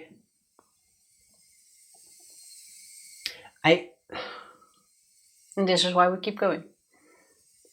Keiichi specifically walks around with a bat for self-defense. So, somebody else deciding to walk around with a hatchet for self-defense, I can see the stretch. But it's a hatchet. Like, I don't know, somehow there's a difference in my head between a bat and a hatchet. Out in the open, you know? Like, if I saw somebody with a bat walking past me, I'd be like, they're probably playing baseball. If I saw somebody with a hatchet walking around outside... I mean, can the bat absolutely hurt me? Yes, it absolutely can. But first But and the knife- foremost, it's a sports equipment. true, and the bat also wouldn't go through my chest. If you try to point me or try to poke me with the flat end. Yes. Like a hatchet is specifically made to cut things. Like, I'm like butter. It's not that hard. You are more like warm butter. Yes. Yeah. Like, please don't. I mean, Ryokishi is writing a Silent Hill game. I so hope that Konami is gonna allow the game to be good, because everybody deserves another good Silent Hill game. But at the same time, it's Konami. Like, look what they did to the Metal Gear Solid collection. No, I don't. The last thing I believe in is Konami being able to make smart choices with game development. No. They can do it. Nah. We will see. Time will prove us right or wrong. I hid myself behind the tree once again and recalled the unbelievable sight I just saw. What was that just now? The embodiment of terror laid bare. Baseball, practicing my swing. There were tons of excuses for me to be carrying a bat. But for that hatchet, there was no excuse for that. A hatchet, just like that. Keiichi-kun, are you playing hide and seek? I wonder. Okay, for this boss fight, I think the idea is to hide behind the trees, wait for her to attack, and every other tree she's gonna get the hatchet stuck in the tree, and that's when you jump out and get a few hits in. Don't get greedy, and then you circle back and stay defensive. Same thing, but you do already circle back, try to bait her into hitting you, and then just before the swing you step to the side so that she hits the tree, and then you like get next to her or behind her for extra damage and beat the shit out of her. I don't know if this is a Dark Souls or Elden Ring kind of thing. Hard to say. Remember, you don't have iframes IRL. Imagine somebody thinking that, like in a boxing match or something, like, oh, they just hit me once in the face, there's no way I can take damage again, and then they just get knocked the fuck out. My heart was pounding. Hard enough that I had trouble breathing. What little composure I had been able to hold on to was now crushed. In its place, cold sweat gushed forth, covering my entire body, letting me know precisely what kind of emotion had taken hold. Not good, not good, not good. I wasn't able to hide myself completely. She already knew I was here. Were you trying to scare me? I wonder.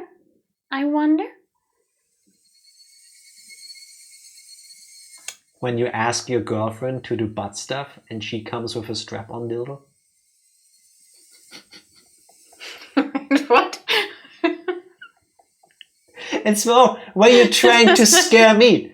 So you brought a bat and you thought, that's the move. And then she comes with a freaking hatchet. What the fuck?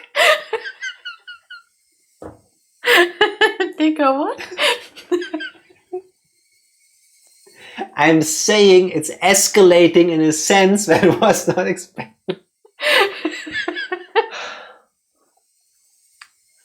Yeah, but out of all the things you could explain an escalation. Yes. Is this a meme I'm not aware of? I don't want to say so, but Jack has called the Tifa, apparently. Oh, this is what it must feel like.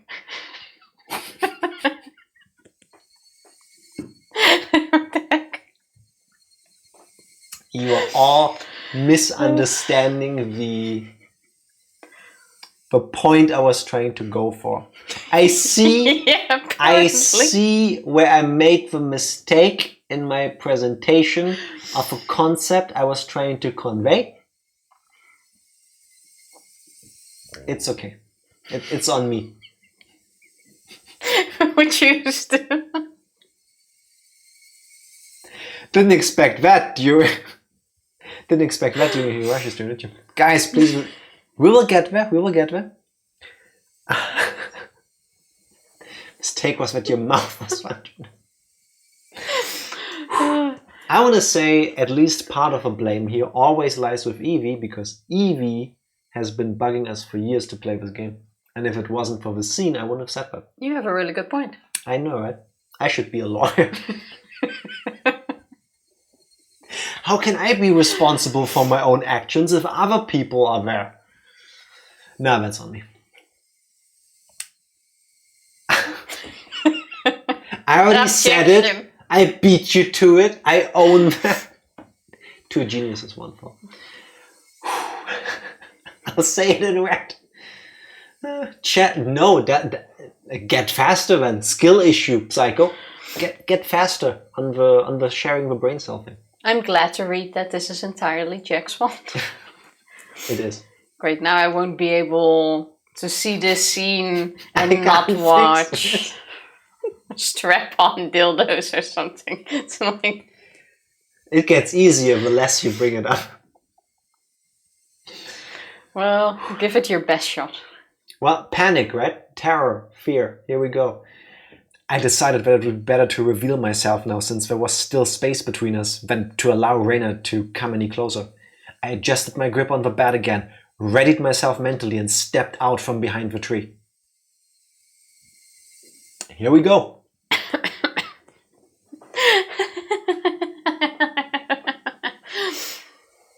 I found you, Keiichi-kun. Reina was pleased that she found me, eliciting a mysterious giggle. Is it just me, or does she seem too close? What? I should not allow any space to get in between. Yeah. Her mouth was smiling, but her eyes told me she was displeased by the fact that I had been hiding. Those eyes. They were just so empty. My legs began to quiver. Ah, not good. In the pit of my stomach, some sort of viscous, hot and cold substance began spreading around. If I allowed it, that substance would slip into my bloodstream and undoubtedly freeze all the organs in my body. Not good. Not good. I'll be devoured by Reina at this rate. Strike back. Don't lose. What is it? I blustered, hiding behind my bravado, but Reina didn't flinch one bit. Just the same as Keiichi-kun. I'm heading home. Then what about the hatchet? Then what about the bat you're holding? I'm practicing my swing. Then I'm treasure hunting. I love the simplicity of this exchange. Like, if you're not here to threaten me, I'm not here to threaten you. You're only perceiving this as a threat because of your mindset. If you think of it that way. Earlier in the game, we're playing a little game here. Just like a week ago or so, I was perfectly happy seeing her come with a hatchet because I was helping her try to dislodge the Colonel Sanders statue out of a trash heap. Right? Right? Reina gave a flippant explanation as to why she had such a fearsome weapon. Treasure hunting. At the treasure mountain near the dam site. I found a new cute thing. So I needed this to dig it out. How could I believe that? You wouldn't believe it, would you?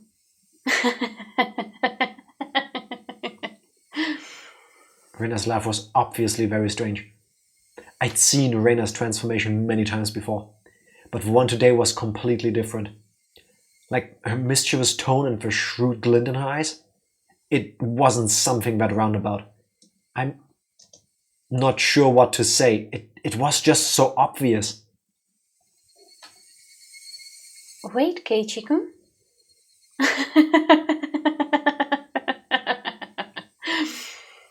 Reina didn't stop walking even as she let out that eerie laugh. Whenever Reina got too close to me, I would scurry away and turn back towards her. The cycle repeated over and over. No matter how you looked at it, I was being chased by Reina and was trying to escape. Don't follow me! I can't do that. My house is this way after all. When I met with Reina on this road yesterday, she cowered and trembled as she followed my commands. But today was different. Reina didn't show a hint of trepidation. Actually, wasn't I the one who was cowering? If the way home for Reina and me was the same, that's fine, I'd just change my route. That would work out, wouldn't it? I turned onto a side street I'd never been down and knew little about. But Reina saw me do that and followed me while laughing. Why? Why? Aren't you going home? But just go home down the street you normally do. Why would you follow me down this weird little side road? Those thoughts screamed in my head, eventually spilling out of my mouth. Why are you following me? The tone of my voice was already tinged with terror. Because I want to talk to Keiichi-kun. Keiichi-kun wants to talk to Reina too, doesn't he? Doesn't he? No. Not really, no. I don't want to talk to... I don't want to talk about anything with you. That's a lie, isn't it? There's something you want to ask me about, isn't there? Not at all. I have nothing to talk to you about. That's a lie, isn't it? It's not a lie. Reina's scream echoed, startling some nearby birds into flight. I cringed in fear. The only other thing I could do was increase my pace. Let's talk, Keiichi-kun. Talk. Talk. At what point do you just start running and screaming? Why was I running down this unfamiliar and deserted street? Doesn't Keiichi-kun have something he's worried about? Nothing at all. I'm not worried about anything. Yeah, about the axe you're holding? Lies! Even though I was running, even though Reina was walking, why wasn't I getting any farther away? I know. I really do know. You're scared, aren't you, Keiichi-kun? I'm not scared. I'm not scared of anything. Lies!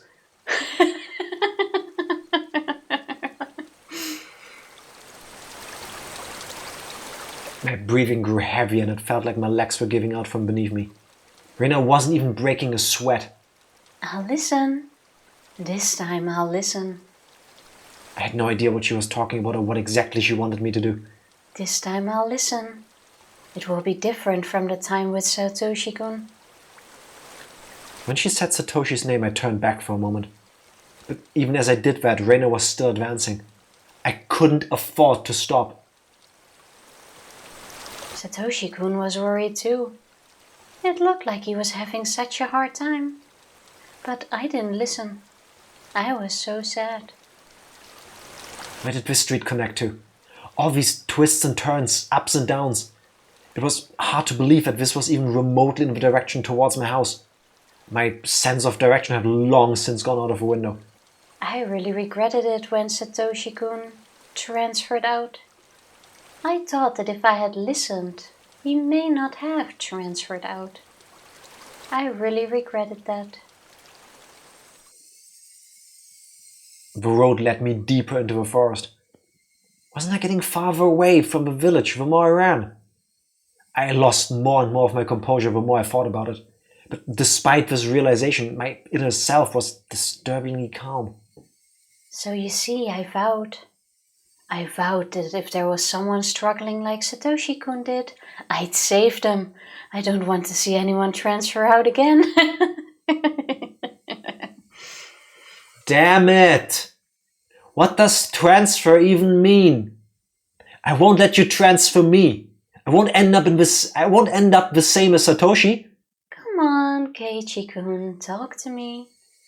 I'll be able to understand you, Keiichi-kun. I'm your ally. I started wheezing out of breath. My lungs were so hot that they felt like they were going to explode and my heart was beating as hard as it possibly could. I should have practiced running instead of my swing. I couldn't even afford to scoff at that stupid thought. If Keiichi-kun doesn't have anything to worry about, he'll go back to normal. Everyone will be back to being friends and we can enjoy club activities again. Next time we'll team up and beat Michan.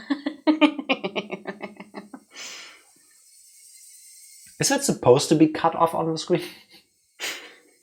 One would think you just put it in a new line. Yeah, how much fun that would be. Reina couldn't even imagine how much I wished I could turn back the clock on these past few days. You could be nice to me again too. I want to go searching for treasure again. This time I'll prepare a nice lunch. Actually, we could just go right now. Let's go up to the dam side together. I'll show you the cute thing I just found. I'm sure you'll like it too. The missing arm, or what was it, head? I wouldn't be shocked, actually. My footsteps made pathetic flapping sounds as my legs wobbled and faltered. Hot on my heels, Reina's steps were sharply breaking twigs underfoot. I had to accept it. I was on the run, being chased by Reina. If she caught me, it was all over. I realized it instinctively. I couldn't even begin to think of what the end would entail. Just that if I was caught, it was all over. That's all I knew. It didn't matter how it was going to end. I wouldn't let it end. Not without knowing anything, not yet. That momentary lapse was all it took. Of all the things that could have happened, my knees buckled underneath me and I crumbled towards the ground. I tried to stand frantically, urging my legs to respond. I used my bat as a makeshift cane to prop myself up, but Reina was already standing right in front of me. Compared to me, out of breath and utterly exhausted, Reina was so cool and composed that she could have froze the air around her. She wasn't breathing hard at all. Rather, I couldn't even sense if her heart was beating. Are you afraid of something, I wonder? It's not like you to tremble, Keiichi-kun.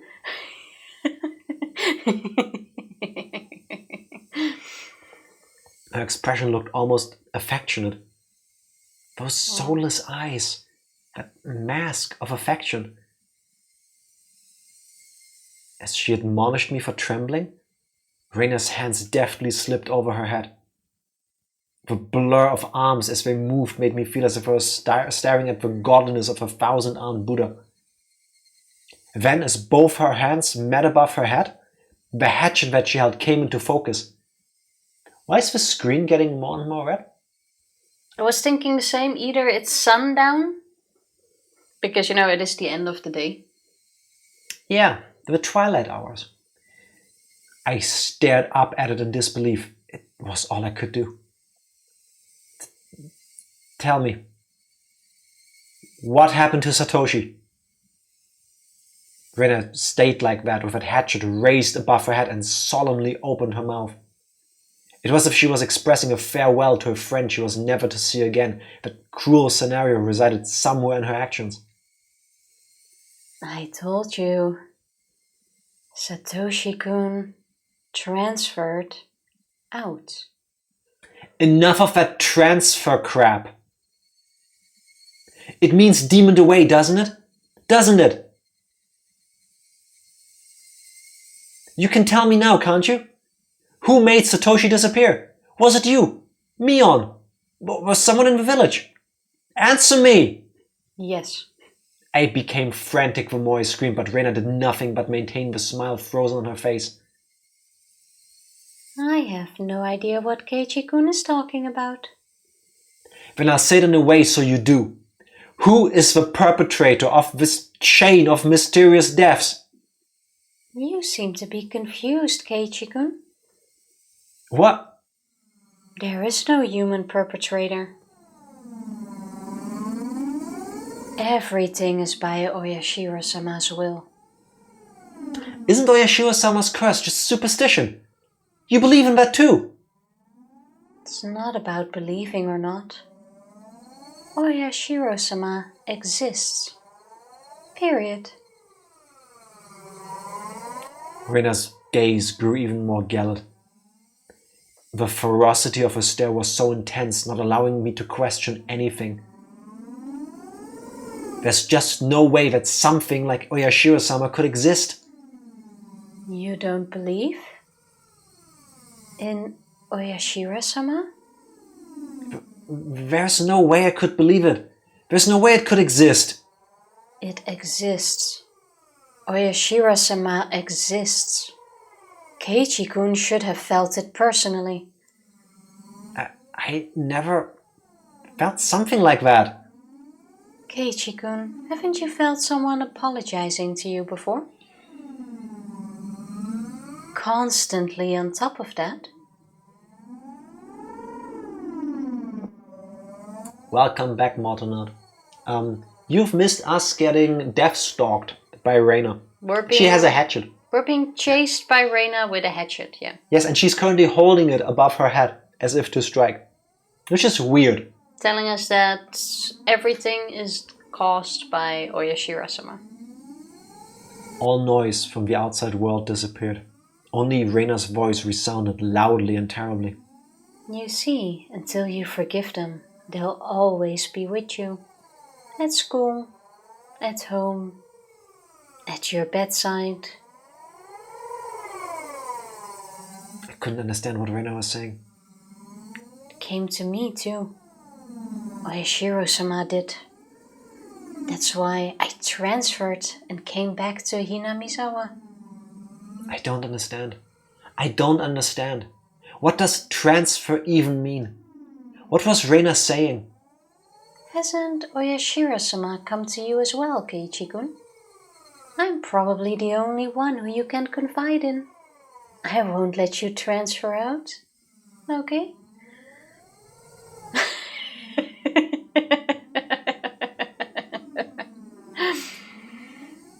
Reina's demented laughter clanged around inside my head. Was Reina saying Oyashiro-sama came to her as well? That's right. Last night I had heard about that when I asked about Reina.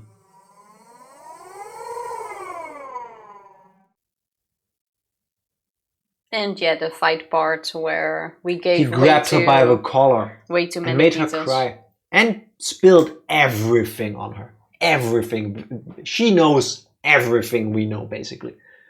Or very clearly can infer how we know. From that, it was all good until this bit. Is Oyashiro's... Assuming for a moment that Reina is suffering from multiple personality disorder, is Oyashiro-sama the name she gave to that personality? That would be a bit weird because... How so? Oh, you mean... Actually, no, never mind. I was thinking whether you thought that was the personality, but you can just name it after that. Because Oyashiro-sama has been around for years. But Reina could have just gone like, okay, now this is that, yeah. I mean, I misunderstood. I'm iffy on the timeline here. I know we had like bits and pieces that established it, but we do know that Reina lived in Hinamizawa, left, smashed the windows, and came back. I'm not sure if it's been established or if I just forgot about the timeline. When did the events happen? Did all of the events, somebody dying, somebody disappearing, only happen in time when Reina She transferred back a year ago. Yes. But the things have been going on for like 5 years already. Yes. But she lived in Hinamizawa first. So I'm thinking, what if Oyashiro-sama, as in Reina when she has an episode, I'm gonna call it, has done these things. When they left, she smashed the windows, came back, did the fifth thing. No, I'm quite sure she was gone for way longer. She was born there. They transferred away when she was young. And then she came back. She's been out of town for a couple of years, if I recall correctly. Has it been a few years that she was living somewhere else? She didn't grow up in Hinamizawa. Also, wait, just because somebody lives somewhere else doesn't mean they can't come back to this place. Travel exists. That is true, but nothing has implied that yet. Besides, that means she was traveling here when she was like, what, 8? Listen, I fully believe that every once in a blue moon there's a freak accident and a person is born that is capable of pure evil. For no reason. Nothing they ever saw made them do this. They just decided it's fun to hurt and kill like animals and eventually people. Without any other reason other than just I like doing this. Yeah, but I'm more talking about her age. It wouldn't make sense.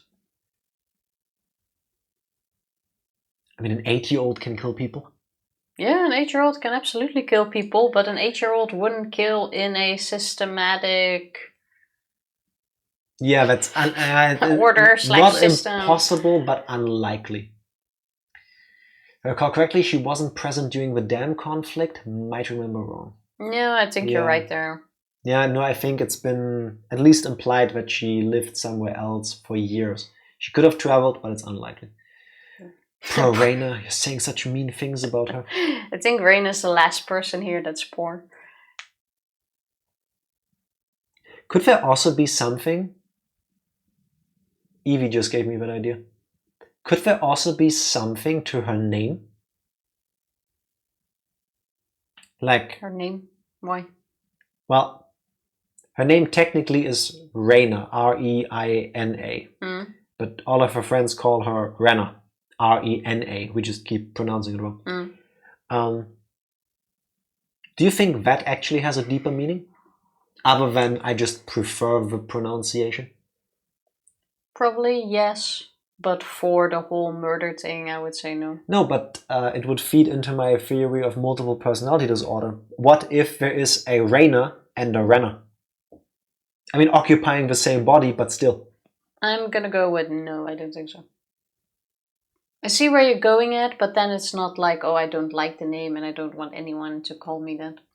Well, one of them doesn't like it. Nah.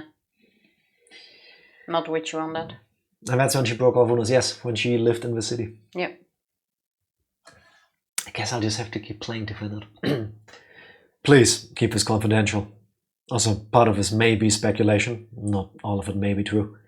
Are you still interested? Ooishi-san began speaking. Neither the victims nor the school filed a complaint, so there's no preliminary report. Basically, the police hadn't intervened in this matter. So all of these details are just what I heard from those involved. Meaning it's not that credible. You said there were victims. Didn't Reina just break all the windows? No, Reina Ryugu had attacked 3 boys, using a metal bat. 2 of them made it out with only bruises, but the other one had been injured so badly that one of his eyes was permanently damaged. Did we get all of this info in the original conversation? I don't think we had this. Did we? Because this seems like a flashback, but I don't recall. Because I remember some of this may be speculation, but I don't recall the whole, like, she attacked 3 boys and left one of them who messed up eye. I don't think... I think one of us would have remembered that. Wouldn't that be considered assault? Shouldn't the police have arrested her? For whatever reason, the victims never pressed charges. The eye at least was mentioned. I seriously do not remember. Totally don't remember. There was no report for the police, so... They were beaten with a bat and suffered significant injuries. Normally, there would be a criminal investigation, but why didn't they press charges? I tried asking the 3 male victims for their side of the story, but they were all reluctant. It's hard to say, but they were all afraid. Even after she had transferred schools.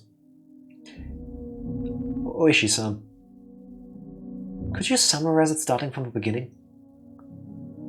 Reina hit people while she broke the windows?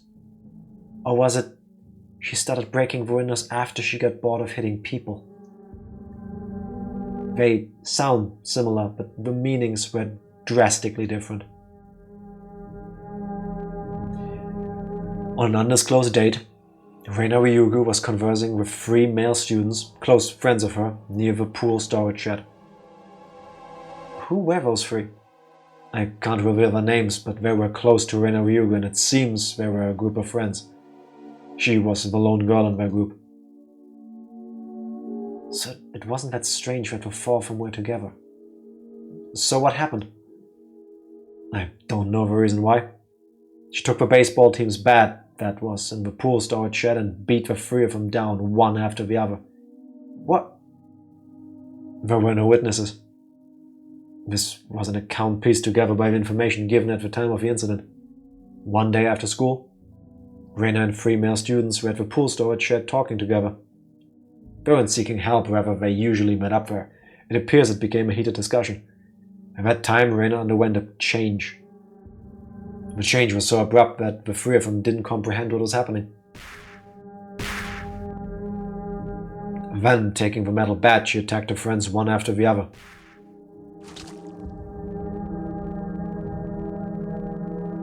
Leaving her friends covered in blood with gashes to their head, she made her way towards the school building.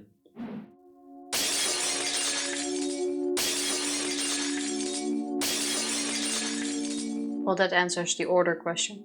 Then she broke the glass windows one after another. A few minutes later, a teacher appeared on scene and subdued her.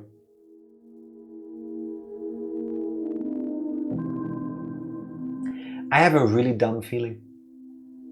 I'm gonna write this down as my prediction. What is it?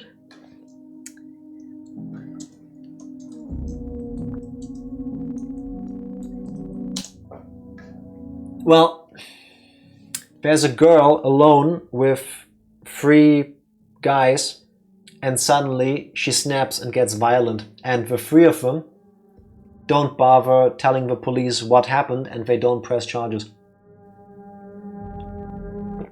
Either, for some reason, they want to protect her, or they did something to cause this. And my mind is jumping immediately to sexual assault. Oh, and that's why she snapped. Yeah. Could be. They were described as her friends, so I don't think they were like bullying her. You know, I'm imagining you have to do something to drive somebody so far up the wall that they snap. Yeah, it's not unthinkable.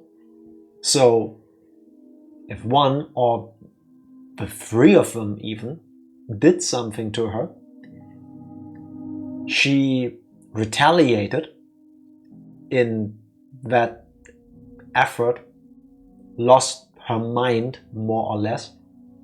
She attacks them, taking it out mostly on the one that I guess lost his eye or something. I saw that more as a coincidence of being hit the wrong way. I don't know. But yeah, But then, it could. like in my head, I like this, like at least multiple personas, or putting on a persona or MPD or whatever, that gels. You know, the theory makes sense. She gets assaulted, she retaliates, unable to like process. She like gets away from them. But then in like if you walk past a window, you see a reflection. So then Reina, after having just battered 3 guys, probably very bloody if one of them has seemingly permanent eye damage, she sees the blood on her face, so she smashes the window one after another until she gets stopped. Well, the reflection thing we already know. That was mentioned before. Then I would also understand why she asks her friend to not call her Reina, because maybe that's what her other friends called her who did this to her. And even if it's just a matter of slightly different pronunciation, it's different enough that it doesn't bring back the memories. It could. I don't think so. I just want to understand. It wouldn't be like, oh, I absolutely can't imagine this, or shocker. Yeah. If it was. What was this change Reina underwent? What matches up in the statements from the 3 was a sudden change. The point that there was a transformation. Transformation? I also could recall Reina's transformation. I'd seen that change many times before. It was so different from the usual Reina that I couldn't help but believe it was someone else who looked like Reina. That transformation they're talking about, had it happened before? No, there was nothing like that. As far as I could find out in her medical history and past, there was nothing like that. Does that happen often? Where people change suddenly like Reina did? Of course it does. There are plenty of psychological phenomena that could cause something like that. Then you're saying there was a dormant element in Reina that caused that transformation? Cannot say that for certain. But according to the statements of her friends, it's hard to believe she had such a side to her. Kind, caring, and adorable. Even before she transferred here, she was probably pretty popular in school like she was now. You know what I just realized? What's weird? They were talking about how the boys didn't want to Yes. file a report. Yes. They were like, what, 10? They have no right to say whether they want to file a report or not. She moved back a year ago. I imagine the incident happened shortly before that. Even then she's like 11? 12? How old is she? Isn't she like 14? So she was like 13 back then. Even then, as a 13-year-old, you don't get to say whether you want to file a report or not. Tifa, it's That's assaulting a minor. It's 1980s Japan. If your 13-year-old, 14-year-old, whatever boy comes home with one eye less and you press him and he tells you, yeah, I tried to rape my friend. Are you gonna be the parent that goes, wonderful, let's go to the police? Yeah, but I mean, I don't... You should! The police knew! You should! Yeah, but the police knew! That's the whole thing. I don't think there is a, we're gonna, but you know, for the story-wise, I'll think. They investigated her breaking, like fucking up the scene. I don't know. Apparently, the victim needs to press charges. Just witnessing an assault isn't enough in Japan. I don't know how that works anywhere else. It's gonna be charged regardless. Anyway, for the story, I'll accept that's not a thing. Yes, but then that's what I was thinking about. But then the parents, or during a court case or whatever, during a hearing, you would have to investigate and discuss what happened leading up to the situation. I'm saying they're hiding something. Or they're protecting her for some reason. Yeah, but it didn't even get to that point, is what I'm saying. No, I'm guessing because they want to hide something. Well, could be.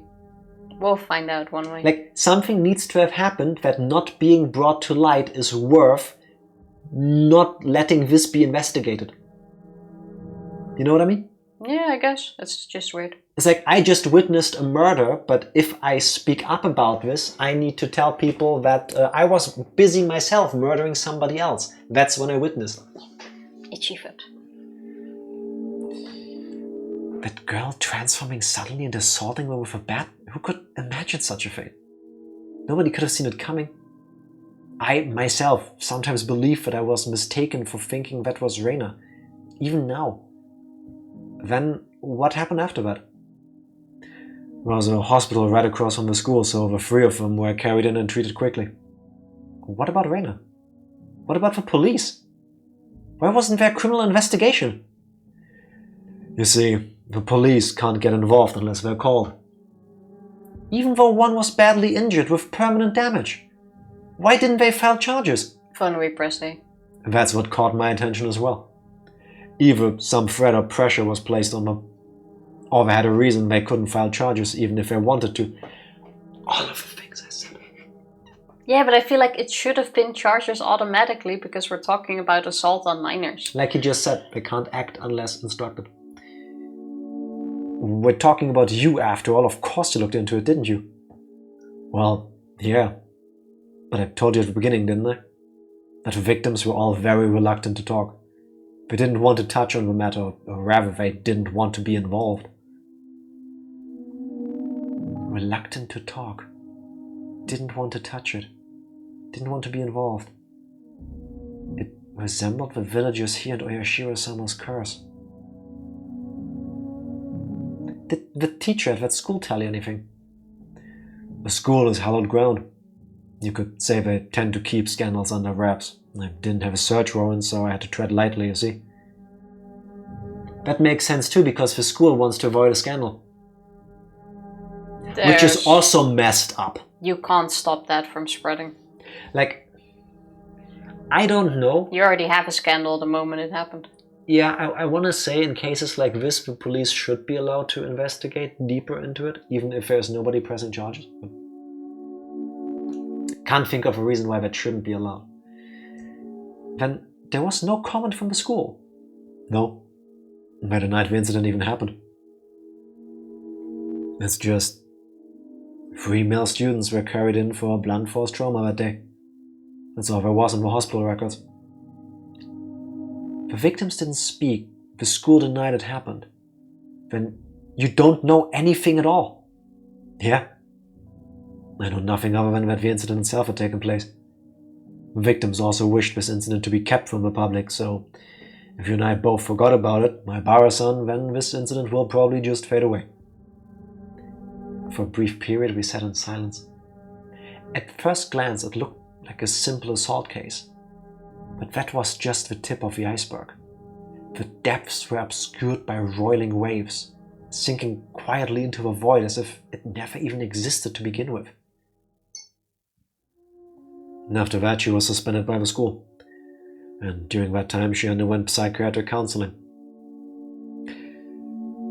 Did they never do a physical exam on her? That's not really the norm.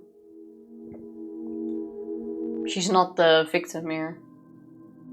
At face value she isn't. Yeah, but then it's also not the norm to do... Yeah. She's brought in because she went psycho and broke all the windows. That's what they brought her in for. Yeah, and even if you do find blood on her, you would imagine it's the victims. Did you hear anything from the doctor? Again, they were very professional in regards to their ethics. Or at least very tight-lipped. Nothing even after you showed them your badge? I was told to get a warrant. The badge itself has no legally binding authority after all. Then how did you know that Reina confessed that it was Oyashiro-sama who did it? There was a nurse I asked in that department. She agreed to help me just from showing her my badge. Then what did she say? Turns out that the nurse hadn't heard anything. Not everything. Apparently all that she remembered was that she overheard from inside the room. The nurse said that at the time Reina Ryugu was very calm and mildly mannered. It was more like she was confessing her sins at church in a counseling session. She spoke with her mother there for some of it, but partway through her mother was asked to leave, so it became a private counseling session between just the doctor and Reina for a while. The part with Oyashiro-sama, when did that pop up? Partway through. She screamed the name suddenly. That startled the nurse, and that's why she started listening in.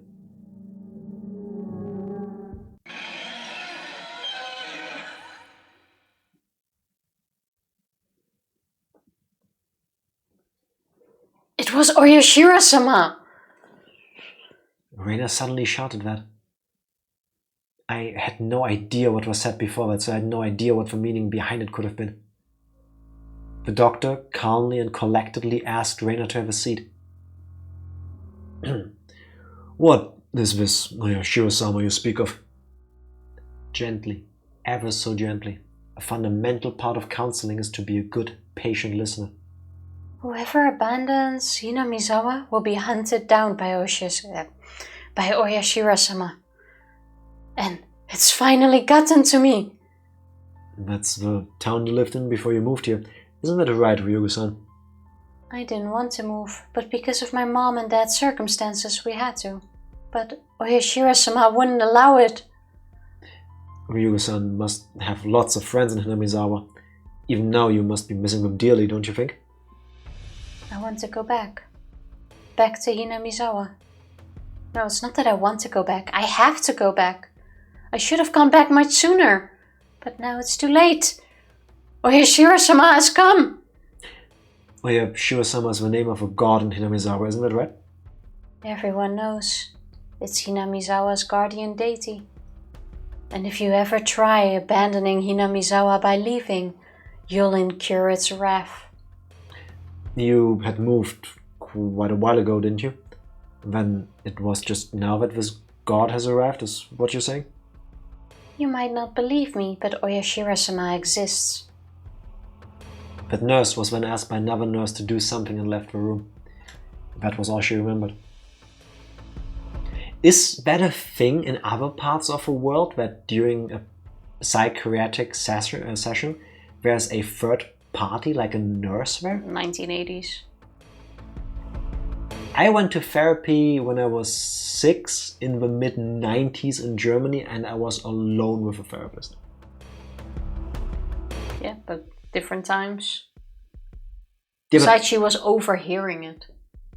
She wasn't in the room, she was listening in. They're like tin walls. Yeah, no, true, sorry. We're not in soundproof rooms or anything. Mm-hmm. In a hospital, that's another situation.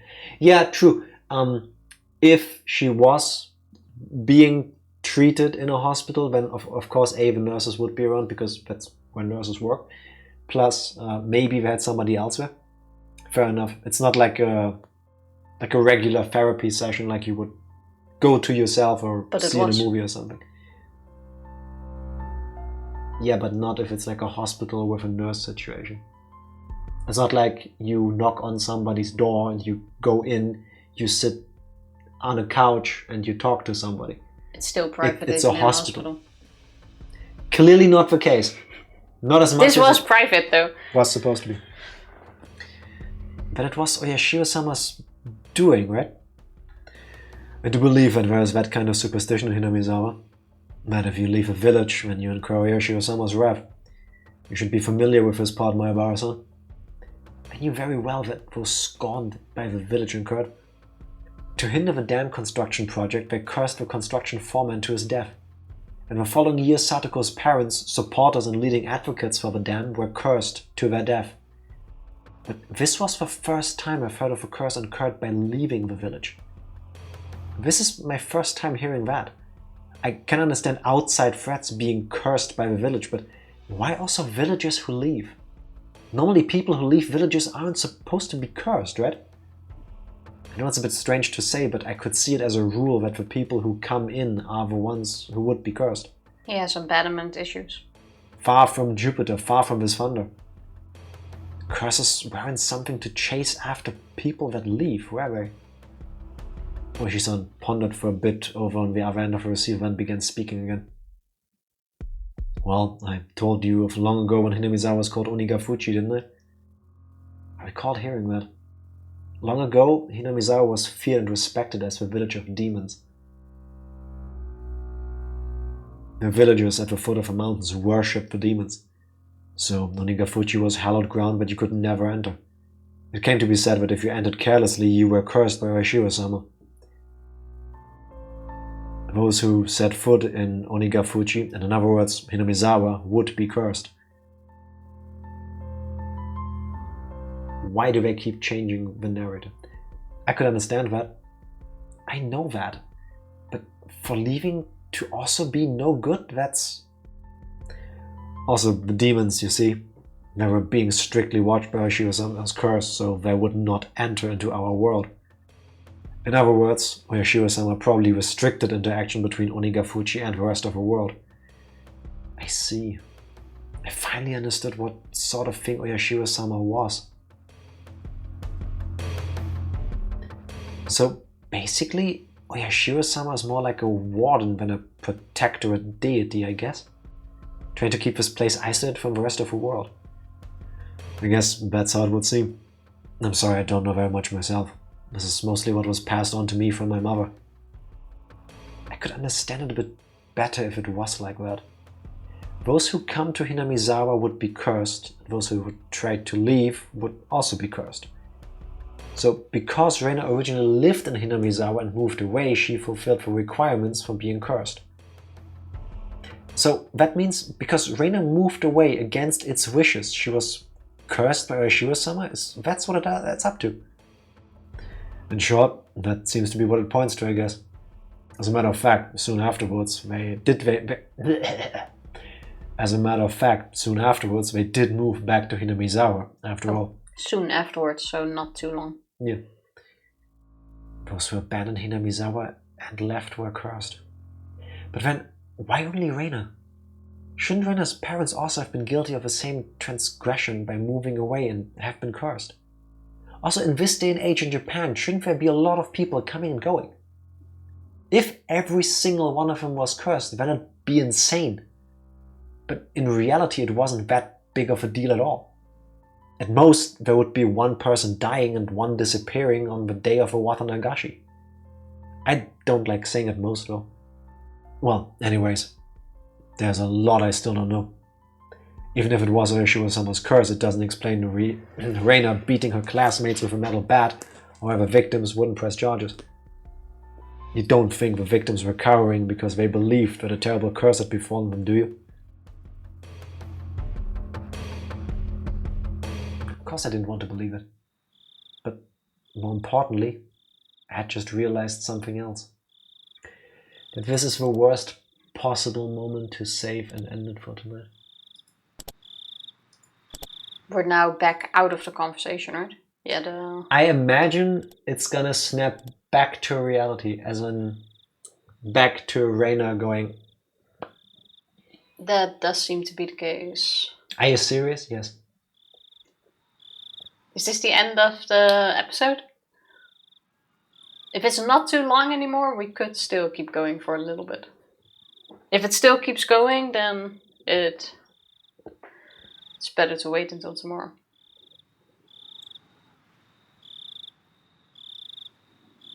But judging from the sound... I don't remember when episodes end.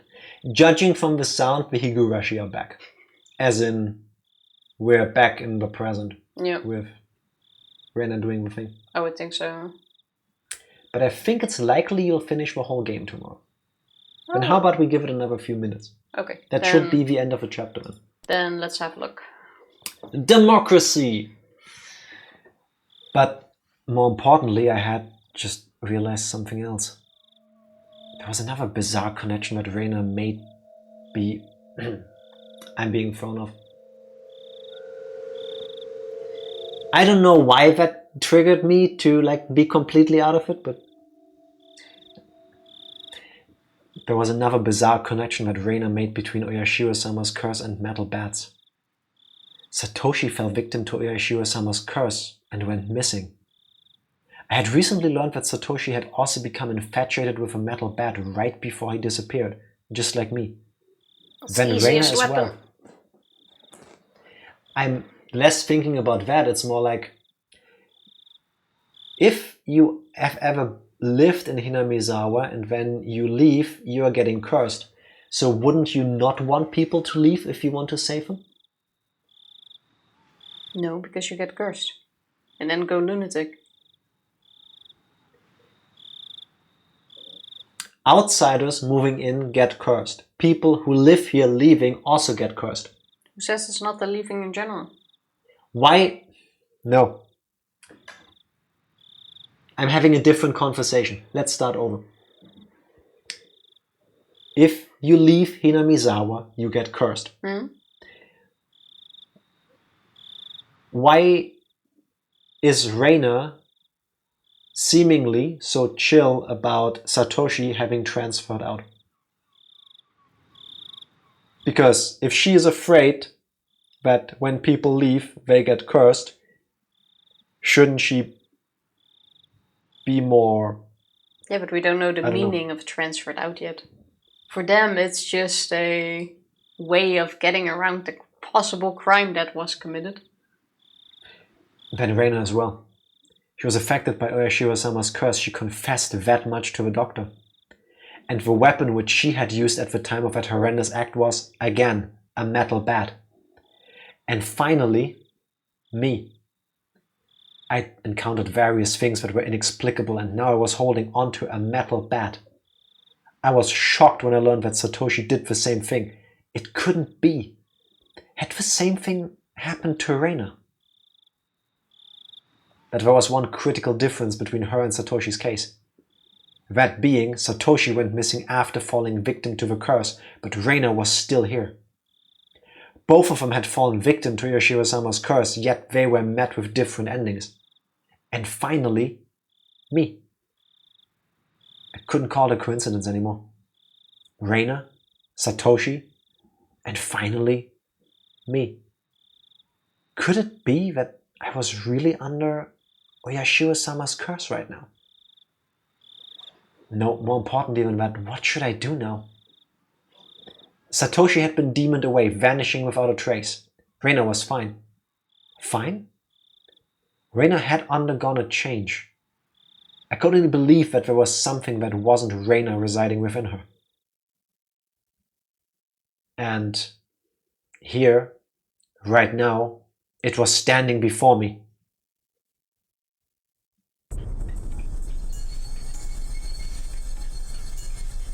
Going back to my she was sexually assaulted thing. Reina, in that moment, snaps, grabs the metal bat, attacks the people, smashes the windows, tries to lock that entire part of everything that happened, lock that away, somewhere deep inside of her. The metal bat is triggering it. But she already acted like this before the bat was even a thing. Yeah, but the metal bat is making it not better. Yeah, because we worse. threatened her with the bat? No, even just seeing it makes it worse. Because the metal bat stands for what happened at the school. I don't agree with this. Too much has already happened before the bat even came in the picture. Two bad things can happen at the same time. Yeah, but no, don't agree with that. She's not getting worse because of the bat. She has a hatchet now. Yeah, because we threatened her first on the way. Now she's retaliating. We attacked her. Didn't she say she wants to protect us? Yeah, does she look like she's in a good state of mind? I don't know. If I was Keiichi, I would be running away to somebody's house and knock on every building, trying to get away from her and getting somebody else there. I wouldn't run into the forest. Easier said than done, of course. He didn't know he would end up in a forest because he lost his way. Reina, please tell me, what will happen to me? Reina stood imposingly, not answering. Satoshi disappeared, but Reina didn't disappear. So, what will happen to me?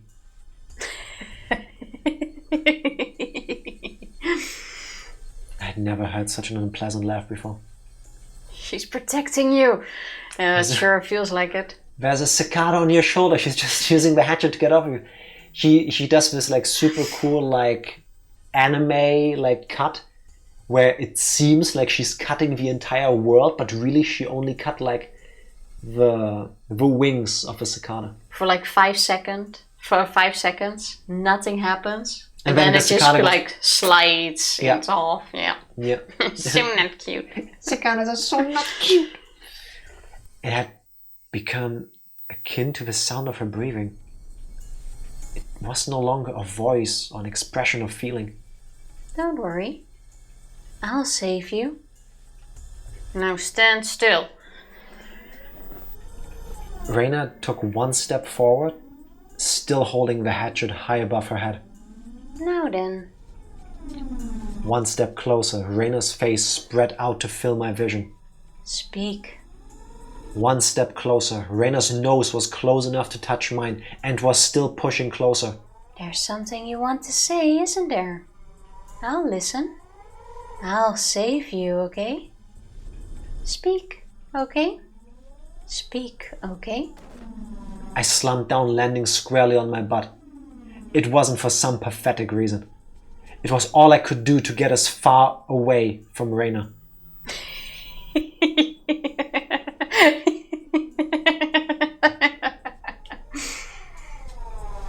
I had the gut feeling that I couldn't let her laughter end. Because when that laughing ended, the moment I picked up on that feeling, my body moved by instinct. I sprang to my feet so fast even I couldn't believe it and pushed Reina away with both hands. If somebody is holding a hatchet like this above their head, I want to say pushing them away backwards is not a good move. Because that motion feeds into that. Yeah. But instinct. Reina was as light as a feather. Thrown about by the unbalanced weight of a hatchet, she was sent backwards as she'd been carried off by the wind. After confirming that out of a corner of my eyes, I dashed off at full speed. I was the perfect picture of fleeing like a greased pig. Never heard that one before. Get away from Reina. Run away. Survive. I couldn't think of anything other than this. While I was running, I remembered I'd been holding on to the bat the entire time. Such a worthless weapon. I couldn't believe I'd forgotten about this weapon at such an important time. Fear does weird things with you. I sped even farther down the winding path. I didn't even feel myself gasping for breath or my legs getting heavy. My body understood it as well. If I didn't run away from her, I wouldn't live. I could hear the laughter of that simulacrum of Reina coming from behind me. It rang through the trees and in my head and slowly chiseled away at my sanity. The grove of trees thinned out, my field of vision suddenly expanding. Where was this? For a moment I was bewildered by the scenery that I felt I knew but couldn't quite remember. I quickly realized it was the dam site. The fact that I dashed madly and ended up in a place like this gave me a bad feeling, like I was following someone's scripted plot. I had a good view of my surroundings, but I didn't see a single soul here. This was a terrible spot for someone on the run, but there was no better place for an attacker. My heart was already on the verge of bursting. The muscles in my legs were screaming, but I didn't care. If I stopped here, then they might not even be able to scream for much longer. Even still, I glanced back looking for an excuse to rest. Reina wasn't there. Instead, I saw 2 villagers walking around. I breathed a sigh of relief that it wasn't Reina, but a third party. Except the voice inside me rang the alarm once again. Villagers walking around weren't suspicious in and of themselves, but it bothered me. They both wore rough-looking clothes. Empty-handed, they definitely gave the impression that they were just out for a walk. But at this time of day, 2 adults wandering around without a purpose? It was enough to raise questions. Not if you're with Jack. But more than anything else, those eyes. They weren't chit-chatting while walking, they were both silent, heading forward, looking in my direction. Was I at the end of my rope and I had finally started imagining things? I should run away. That was probably the best choice. If they weren't involved, I'd lose them easily by running. If they were part of a group after me, then they would come running after me. Either way, unless I hurried up, Reina would catch up with me. That's right, I was going to run. Deciding that the moment I began to turn tail, both of them rushed towards me as if I knew exactly what I was thinking. Somewhere inside me I had jumped to the conclusion that Reina was the only thing I needed to be afraid of. I made the assumption that I didn't need fear anything else. But right now I realized just how blatantly wrong I was. Suddenly the story Oyashiro-sama told me about all the demons all leaving the village to hunt prey floated through the back of my mind. I could tell they were both coming after me without even turning around because of their frantic footsteps. That's a scary sight. It was frightening being able to shake Reina off as she slowly. It was frightening being unable to shake Reina off as she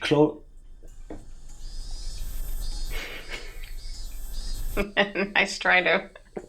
It's getting to me. I feel the adrenaline in my mouth. It's not a good place. In my mouth? I can taste it. Tastes like mispronounced words. It was frightening being unable to shake Reina off as she slowly closed in on me, but this didn't even compare. Being pursued with such violent ferocity, this straightforward horror was unparalleled. One of her pursuer's arms grazed my shoulder. Now, it wasn't just their frenzied footsteps, but also the distinct sound of her breathing that I could hear. No, I could practically feel them breathing on me. They were already right behind me. Calm down, Keiichi Maebara. Still running at full tilt, I felt the surrounding area go still. No, it felt like time itself had stopped. I turned my head back slightly in that frozen world, realizing how close my pursuers had gotten to me. I couldn't win against the legs of an adult. In less than the time it would take to blink twice, when this frozen time began moving again, they'd be right on top of me. On top of me, and then? Don't think about that, Keiichi. First, realize that you won't be able to shake them off like this. If the fact that you can't get away was a given, then you need to make a decision. Go with a right leg or go with a left. You just need to decide which one. Let's go with a left. The moment I decided that, the temporal singularity burst into pieces. I just want to take you home. There's nothing wrong with 2 adults trying to take this random kid home. How long can Keiichi move in the frozen time? It's like this Bayonetta moment. How long did Zararudo take? I think it was a matter of training. Which time? Right, left. I swung the bat in a wide arc with my right arm. Using that inertia, I stopped and suddenly spun. What? The 2 of them were clearly startled. Momentarily losing sight of me, both of their outstretched arms, ready to grab me, instead grasped at empty space. The man on the right, I applaud him being able to figure it out, spun around to the spot I shouldn't have been and faced me in astonishment. But it was too late. I didn't even need to swing my bat. All I needed was to extend my arms as I turned around. It was by no means a heavy blow, but it seemed like it had enough power behind it to knock him off his feet. But just knocking him down wasn't enough to scare him away. He got back up in no time. Both of them took a fighting stance and were ready to face me. This made me certain they weren't just people out for a walk. They were clearly after me. This is where I'm gonna call it a night. Oh, we keep running into everyone trying to kill us.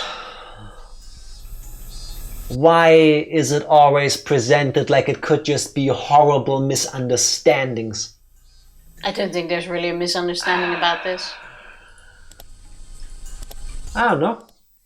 What misunderstanding could there be here? Could there be a regular people explanation? No. Like I see some kid with a bat running, probably like panting so loud you can hear him from all the way over there. So you're like trying to go there. No. Who says they didn't call out to Keiichi, but in his frenzy he didn't hear? Who would randomly, when you see a kid, start shouting at him and then when he doesn't answer, run after him? Hey kid, is everything alright? Something like that? There's no If I see somebody who very clearly, even from the distance, looks distressed, like they're running away from something out of a forest, you would also start running in that direction. no, I would run the opposite direction. Yeah, I mean like away. You would run that direction, but you are, like in your heart, you are a naive, kind person. You would offer help. I would run away. I mean, we have already established that. Yes. Mion said you stole her money, her lunch money. Yeah. If you stop thinking, you lose. But then Tifa tells me I'm overthinking and that my theories are dumb and then my mind keeps going. And what if this? And what if that? And then Tifa tells me, no, Jack, you can't think these things because earlier you thought opposite things. You can't have every thought. Yeah, because you think up every single possible scenario, I take write that all as a 200 of them down and then go like, oh, I was right all along. Why do you hate my greatness? It's not how it works. It is not how it works. It should be. Keiichi's absolutely horrible, no good, very bad day. I feel like it's getting worse.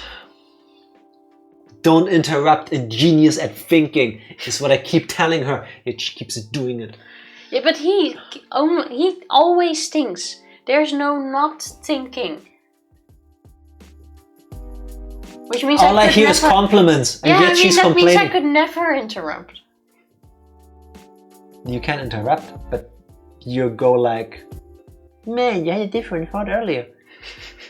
That's Tifa. That's why my head is so big and round, so that the thoughts don't get stuck in corners. They keep taking turns.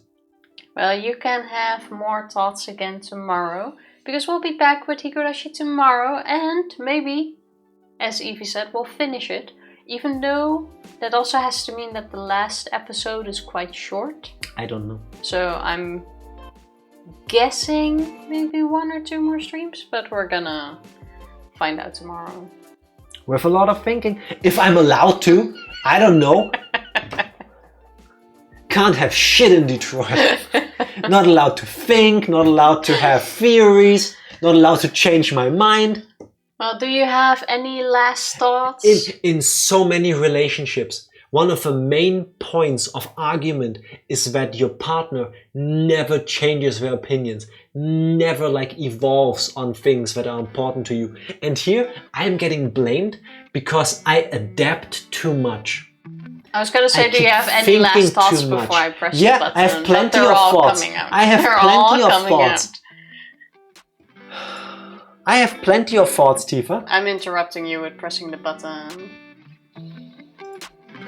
Jack has a net of blue. I don't even know what that means, and I don't care. I don't know what it means, but I somehow agree with it. I'm being censored by Tifa. Do we need to get the aluminium hat? She just pressed the end stream button. How dare you? I'm gonna make you wear that aluminium hat because you can't handle the truth. You are the problem.